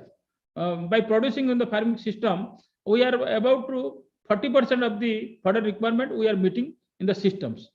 So that will that way the system will be viable. Next, please. Next, please. Next, please. Here you can see maize we have taken. This is the view of the model, overall view. Next, please. Next, please. What I want to say that what the feed ingredient for the livestock we are giving, maize is 35%. So that is important. Then in a goat, maize is two parts we are giving. Goat feed. Next, please. For pig, we are giving 50 to 60% in our feed, maize. Next, please. Poultry also. Next, please. Yeah, what I want to say that maize is a very integral part and driving the integrated farming system. So without maize crop livestock farming or integration become unsustainable. So maize plays a vital role for integrating the crop and livestock so that the livestock requirement met from the crop and crop requirement of manure or nutrient is met from the dairy unit. So in NEH region, majority of the farmers have the affinity towards organic farming. Unless we have a livestock unit which is supported by the fodder, then it is very difficult to sustain. Next, please. Next, please. This is my experience under farmer's field situation I am sharing with you. That this is a farmer, he is having around 40% his slopey land. He is growing maize during Kharif season, followed by in Rabi season different vegetable crops and potato, other crops. So we are designing how this small farmers, tribal farmers can be sustained with respect to his fodder requirement. When initially I asked him that how you, I tried to give him the poultry bars. He refused because he is not having feed. He cannot arrange the feeds. So this is a typical situation how, but he has the house for pig and poultry. So under that situation, we motivated her that she can prepare locally the feed from the maize, and he is already growing the maize, and it is a way to sustain his system. Next, please. Besides, we have also made some collaborative efforts with the regional poultry breeding farm, animal husbandry and veterinary department of government of Meghalaya in their research in their farms where they are growing, they are having poultry and cattle. In their farm, they are keeping lot of land vacant. So they collaborated with us, and in their land, they are going for maize and oat cultivation and meeting their requirement at the farm level, at the institute level. They are now going to utilize this. During the last Kharif season, we have introduced in there, they got our technical advice and they sought our technical advice. So we popularize this maize during Kharif season. These are some dual purpose or fodder purpose maize and grain purpose maize. It is grain purpose maize, and that way they could produce maize for their poultry farm, and locally they are preparing the feed. Next, please. And you can see this is a oat crop. Today I have taken this photograph, and this is the oat crop. After maize, they are growing oat. For they have the cattle farm will get the oat, and maize stover and maize grain will be utilized for poultry. This way, they are also popularizing this type of practice in their all the institutional farm. Next, please. Today also we are having a training to the farmers where they were also given this type of skill development, how they will go for poultry feed and they will go for dairy feed, and at the time how they can utilize the maize as a feed purpose. Next, please. I share with the tribal farmers in the Kalahan districts of Odisha, and that is the crop diversification. Maize in a farming system gives you a lot of scope for diversification. This is here, the farmers is growing millets, which is very low yielding, that is called gulji, locally, penicum, and they were growing the Swarna 5 maize variety, and it was giving 2 times more income, 2 to 3 times more income than the millet crops. So it is a very good scope to double the farmers' income under farming systems. Dr. Behra, would you kindly wind up? Yes, I'm finishing. You please finish quickly. Take it. Quickly run the slides. It is over. Just go ahead. Just I'm winding up. So go back, little back.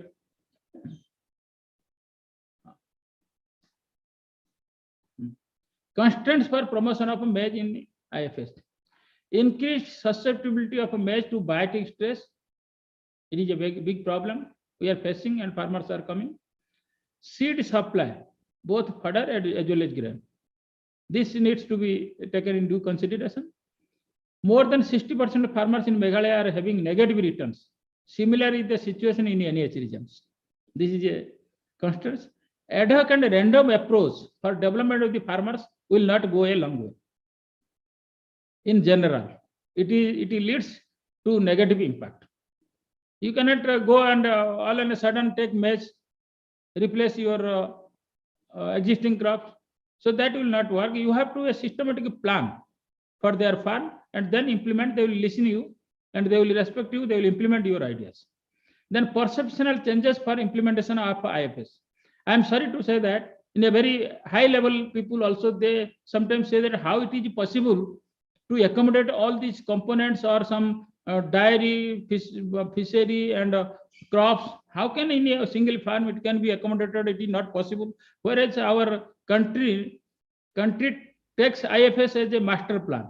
So there are many people, they have the perceptional difficulties to perceive that it can be maize and all the multi-enterprise farm can be maintained.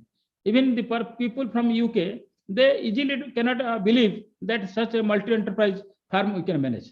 Next, please. Next, please. This is also, I have given a systematic plan here, earlier one. Go back, please. This is the systematic plan, farm development card, a business plan for rural bio-entrepreneurs. We have given here also, he has accommodated some baby corn as per his choice. He has accommodated some maize also. So in a farming system, in a systematic way, in a NEH region context, if you will plan, that will percolate and the technology percolation also accelerate, and there will be only 1 to 2% technology has gone. If we go a systematic and promote a business plan, individual farm wise, then it can lead to technology transfer in a better way, in a systematic way, and this may bring a big change. Next, please. IFS, it is potential climate resilient technology and a better strategy for adaptation and mitigation to climate change. So it should be considered as a master plan in this region. IFS can be a powerful tool to double the farmers' income, rural bio-entrepreneurship by attracting rural youth and improve the livelihood of the farmers. Maize can be a driver for integrated farming system by meeting the feed, fodder requirement of livestock and also family nutritional requirement. With this, thank you. Next, please. Thank you. Sorry for taking it more time. Chairman, sir, if you allow me, I have one or two questions. Can I interact?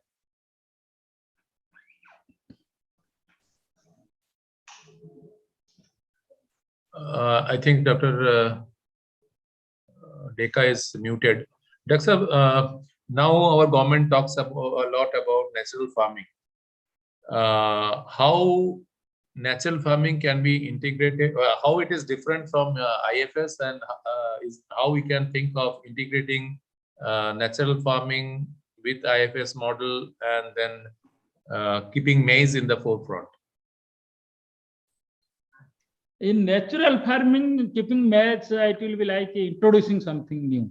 So we have developed a natural farming model, 15 acres model here. Now, sometimes you will come also visit, you will have a personal clarity on that. So in that model, we have taken 3 units of methane. Okay, methane is an animal which rear in the hill and live in the hill itself. We have taken 1 acre of bamboo. Bamboo is profitable, but it is naturally grown here. We have taken 1 acre of broom grass. We have taken large cardamom in the hill ecologies. So this way we have made a proper design of the natural farming system also. I will share with you that natural farming is a productive system. We think it is unproductive. It may be unproductive with respect to human objective, but it is a productive system. I will say today's context, ginger and turmeric, which was the cash crop before few years, now it is the most negative crop. In 90% cases, the ginger and turmeric is giving negative returns. I can, any farmer you go, I will show you. So you can see any crop, high value crop you are introducing, that sometimes become disastrous for the farmers. So natural farming system is a big, good option in this area. Not only that, in my 5th Agronomy Congress, I presented a paper on natural farming systems. There I conclude, one conclusion was developed 100 units of natural farming system model in North India with 20 to 25 acres. This was from based on my understanding, I have proposed this conclusion. People will become astonished at the beginning, but you see the way the North Indian agriculture is marching. One day it will be a disease capital of the world. So we have to show our children, our future generation people, what is the nature, what is the natural way of living. If we will not do at this moment of time, the time will come, we will face the consequence. So we, the wise men, should think and understand and perceive. This is my thing that maize we cannot take as a natural farming crop. Thank you very much. So maize, in your opinion, maize cannot be a component in natural farm? If it is naturally grown in some areas traditional way, that can be accommodated.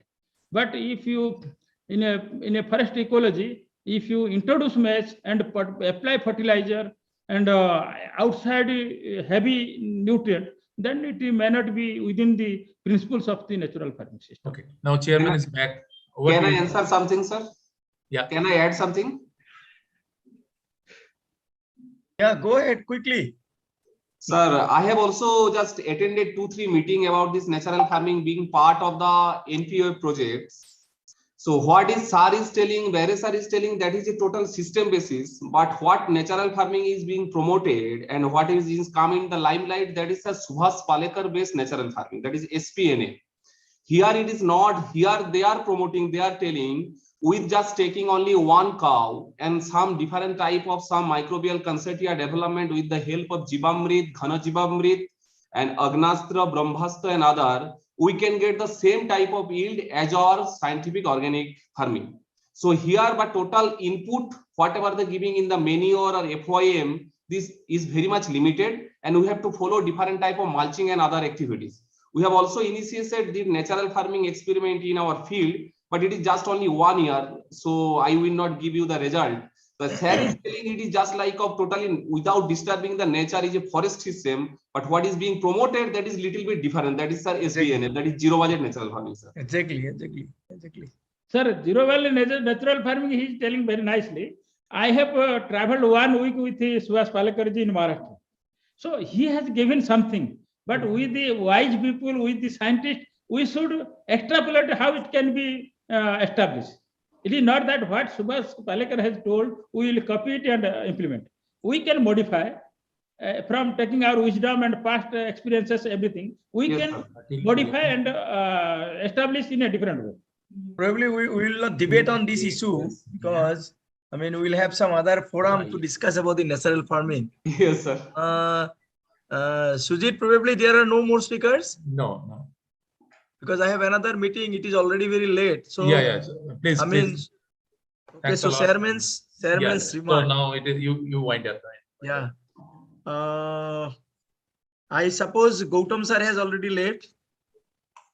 But anyway, I mean, it was a, very good national webinar that Dr. Roxit and his institute to commemorate their foundation day. They have organized. He is there, sir. Yeah. Okay. So, I mean,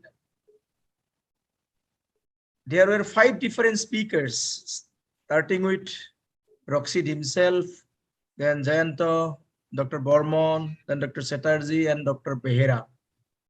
And they have very nicely deliberated upon various issues concerning IFS, where maize can have a very good integration.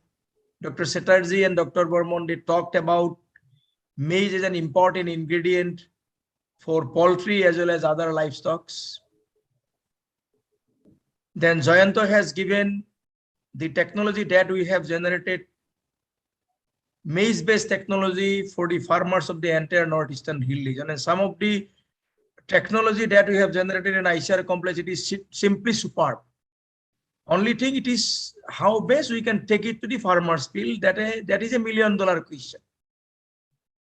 And Roxit, he has given a overview about the maize production and productivity in the country vis-a-vis the northeastern hill region. Friends, I mean, maize as such, I agree with Dr. Roxy. So far the policy of Government of India and policy of the other state governments are concerned, perhaps we have not given the due importance to this particular crop. Even though this is a very, very important crop, because our entire feed industry of livestock and other, I mean, livestock as well as poultry, the bulk of the feed material is maize based. Despite knowing the fact, I mean, perhaps, I mean, the due weightage to this crop, because of many reasons, perhaps not been given, even though of late, the Government of India has been talking about the promotion of millet all throughout the country. And next year, we are going to celebrate the International Year of Millets. Having said all those things, production and productivity, these two important aspects, particularly the northeastern region. Even though the productivity of maize in the northeastern region is 2 metric ton per hectare, but then if you see the per rupee invested by the farmers and the return he or she is getting, if we analyze closely, farmers will be at a very profitable stage, because maize in the northeastern hill states, it is a zero budget crop, I should say. Probably those of you who have visited 3 important districts of Nagaland, where maximum area we have in the maize, 70,000 hectares. Kifre, Tuensang, and Longley. These 3 districts of Nagaland, they predominantly go for maize in a very sustainable manner. They sow the maize seeds in the month of March 15 to April 15. They harvest maize July end or August first week. Immediately they go for sowing of the pole type of rajma in a traditional zoom field. 30-40 years in the same zoom field, they have been practicing this particular cropping sequence, using their own land races, more particularly composites. And in that particular zero budget system, even if they get 2 metric ton per hectare, I feel this is a very, very sustainable system. Yes, sir. Now, what best we can do in that particular system, if we can go for popularization of the latest hybrids, whether it is QPM or non-QPM, perhaps with little bit of input, organic, because northeastern per se, we cannot advocate them, because Prime Minister of India has already declared Northeast as an organic hub. So in that, particularly in the hills, we cannot think about promoting chemical kind of agriculture. We need to go for organic kind of agriculture.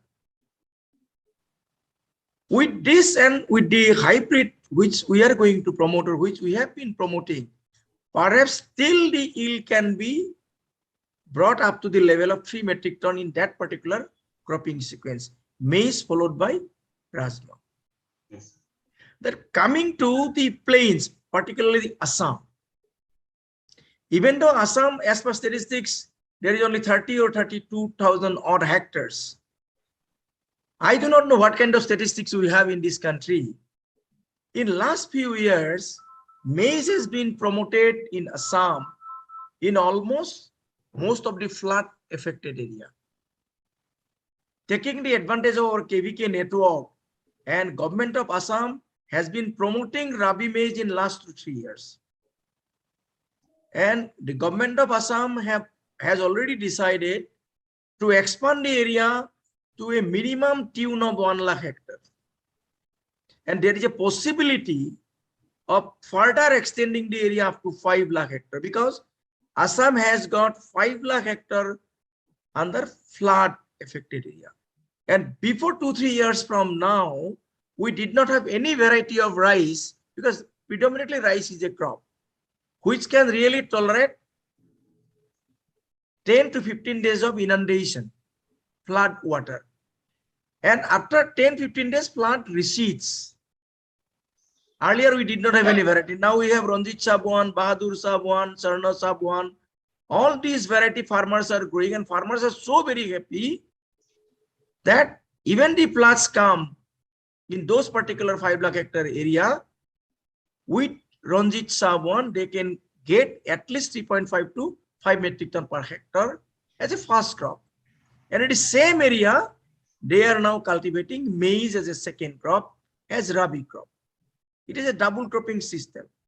So we have been promoting, Government of Assam as well as Assam Agricultural University, we have been emphasizing for further extending the area, and we are quite optimistic since irrigation has been little bit constrained, but then Government of India program and Government of Assam is also very, very serious in expanding the irrigation network. Hopefully in next few years, the area under maize in Assam, to my conservative estimate, in next 5 years should not be less than 2 lakh hectare. And if it is 2 lakh hectare, even if our present productivity is 3.2 million, 2 metric ton. So marginally we are almost at parity national average. So 6 lakh metric ton, and our feed industry requirement is also to the tune of that only. As the present statistic says, so probably in the next 4 or 5 years, we will be very, very comfortable for maize production. Now, immediately what we need to promote, seed production system in maize is not in place. Probably we need to, our policy, we need to orient towards that side, because whatever seed we get from outside the northeastern region. And seed production, more particularly the hybrids, and probably Dr. Roxit is a very helpful to us. I simply made him a request. He given us some seeds, hybrids, parental line. We have tried this year. Let's see if it clicks.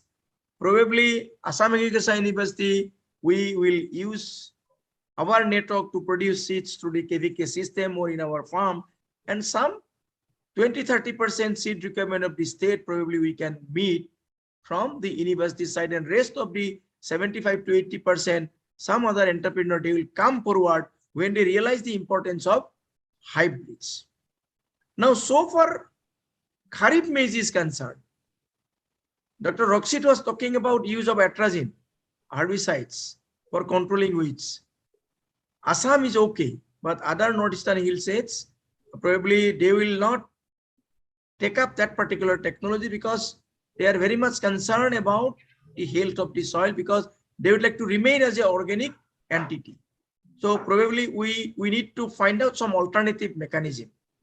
And Jayanto has given a very good presentation about the mulching technology. So mulching technology can be a very good technology, and intercropping in big way we should promote, whether it is maize, soybean, or maize, groundnut, or maize, cowpea, maize, rice bean. These are very, very time-tested technology. Only thing we need to popularize. So here probably we'll have to play a big role.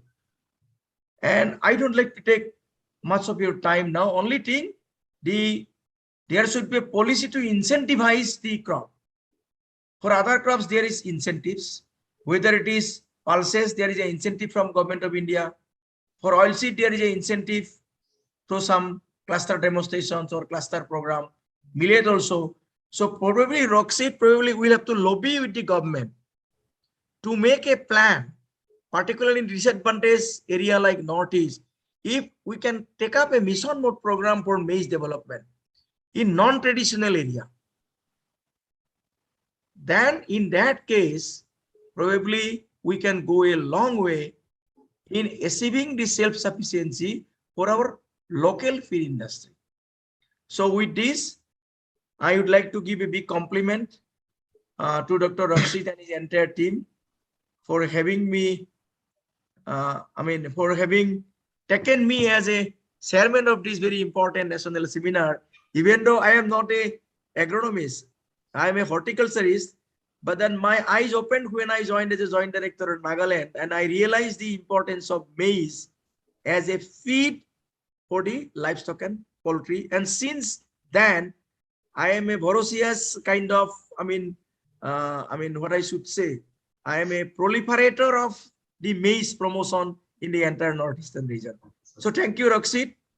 Once again, big compliments to all of you, particularly the participants and the presenter for your nice presentation. Thank you. Thank you once and all. One and all. Sir, before I request Dr. J.C. Shekhar to propose a vote of thanks, I just on a lighter note, maize can fit in horticulture also because sweet corn and baby corn are taken in the horticulture crop. So it fits in all the way. Because this is a really unique system that whether it's an animal-based system or in horticulture-based system, everywhere it can fit. So this is really, and I look forward to working much closely with you all. Your university is our partner, but our Central Agriculture University and ICAR Research Complex, Giant, and then NRC Pig, and then NRC Yak and Mithun, all are working. So, but much more closer collaboration is required. And sir, I think with your support, we need to have a now interaction. I wanted some policy makers also to join in this meeting, but unfortunately they didn't turn up.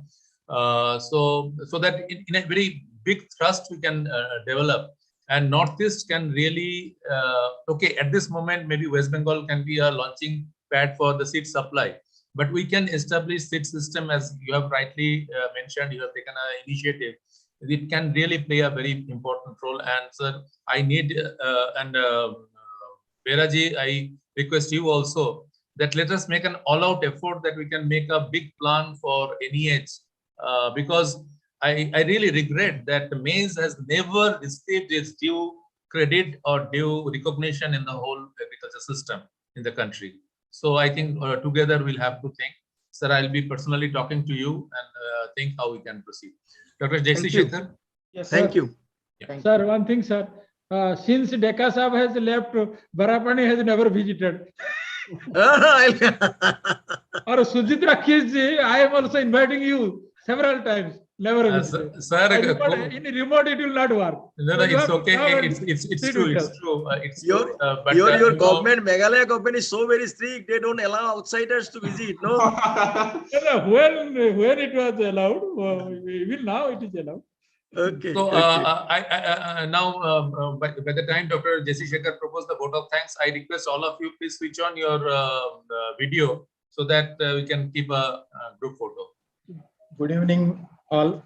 Respected Dr. P.L. Gautam, sir, Dr. B.C. Deka, Vice Chancellor, Assam Agriculture University, Jorhat, and then all the speakers, Dr. Jayant Layak, Keshav Burman, Dr. R.N. Chatterjee, Dr. U.P. Behra, and then convener of this program, Dr. Sujay Rakshit and B.K. Mishra, and then all the family members of Maize family members of the country. So it is my privilege and honor to propose vote of thanks on our 7th Foundation Day. You are joining us in this national webinar for boosting maize production in NEH. This is the important region we are concentrating for the promotion of the maize. Our colleague S.L. Jat has worked very strong in this region for promotion of the maize with all the NEH partners. So we are very thankful to our today's chief guest, Dr. P.L. Gautam sir, for giving us the valuable suggestions for improving the maize production. He mentioned that it has a very wide potential and it has to be exploited. Thank you very much for sir for joining us in this program and giving us valuable suggestions as a chief guest. We are very grateful to you for joining in this program. We're also grateful to Dr. B.C. Deka, Vice Chancellor, Assam Agriculture University, for readily accepting our invitation to chair today's program. and giving the valuable suggestions on seed production system to be streamlined in NEH region. This is most important, sir. When we visited in 2018-19, when the 19 when FA is there entered in NEH region, where say most of the hybrids are coming through Burma region, and there is no restriction on the movement of the hybrid seed also. That is the one thing we have to promote our all the public bred hybrids which are suitable for the region. And also you have mentioned the mission mode is the one of the important aspects to promote the maize in the non-traditional areas. Thank you very much, sir, for giving valuable suggestion and chairing the session on this webinar. And we are also thankful to all the speakers. Dr. Jayant Layak for delivering on challenges and opportunity for maize production in NEH region. Dr. Keshav Burman for maize for sustainable of livestock in NEH region. And then Dr. R.N. Chatterjee sir, PDP, who is our collaborator and always he is helping us winter nursery program at Hyderabad. We are very thankful to Dr. R.N. Chatterjee sir for delivering maize in poultry production and the importance of maize. And also he has mentioned alternatives for maize and what are the limitations, the alternatives also. Thank you very much, sir, for giving you the lecture on this one. And also UK Behra sir for giving elaborate presentation on integrated farming system and how the maize can fit into the this model in the NEH region. Thank you very much, sir. And we are once again, I thank our chief guest, R.L. Gautam sir, and then chairman of this session, Dr. B.K. Behra sir, and all the speakers, 5 speakers. And we are very thankful to our director, Dr. Sujay Raktis, for convening this webinar for boosting of the maize production in NEH region. He has a special interest to this region. He has visited very regularly to the NEH region because of COVID situation. We are not traveling there. We are very grateful to Dr. Sujay Raktis, our director, for arranging this webinar in association with Dr. V.K. Mishra, Director, ICAR-RC for NEH region.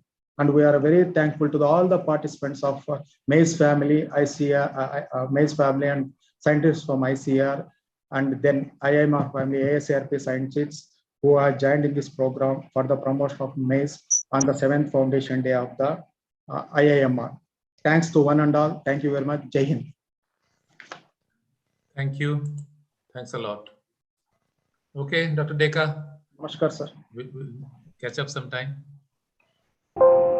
Thank you, Dr. Rakshit ji, and congratulations for the 7th Foundation Day. Thank you, Dr. Chatterjee. Thank you, thank you. Yeah.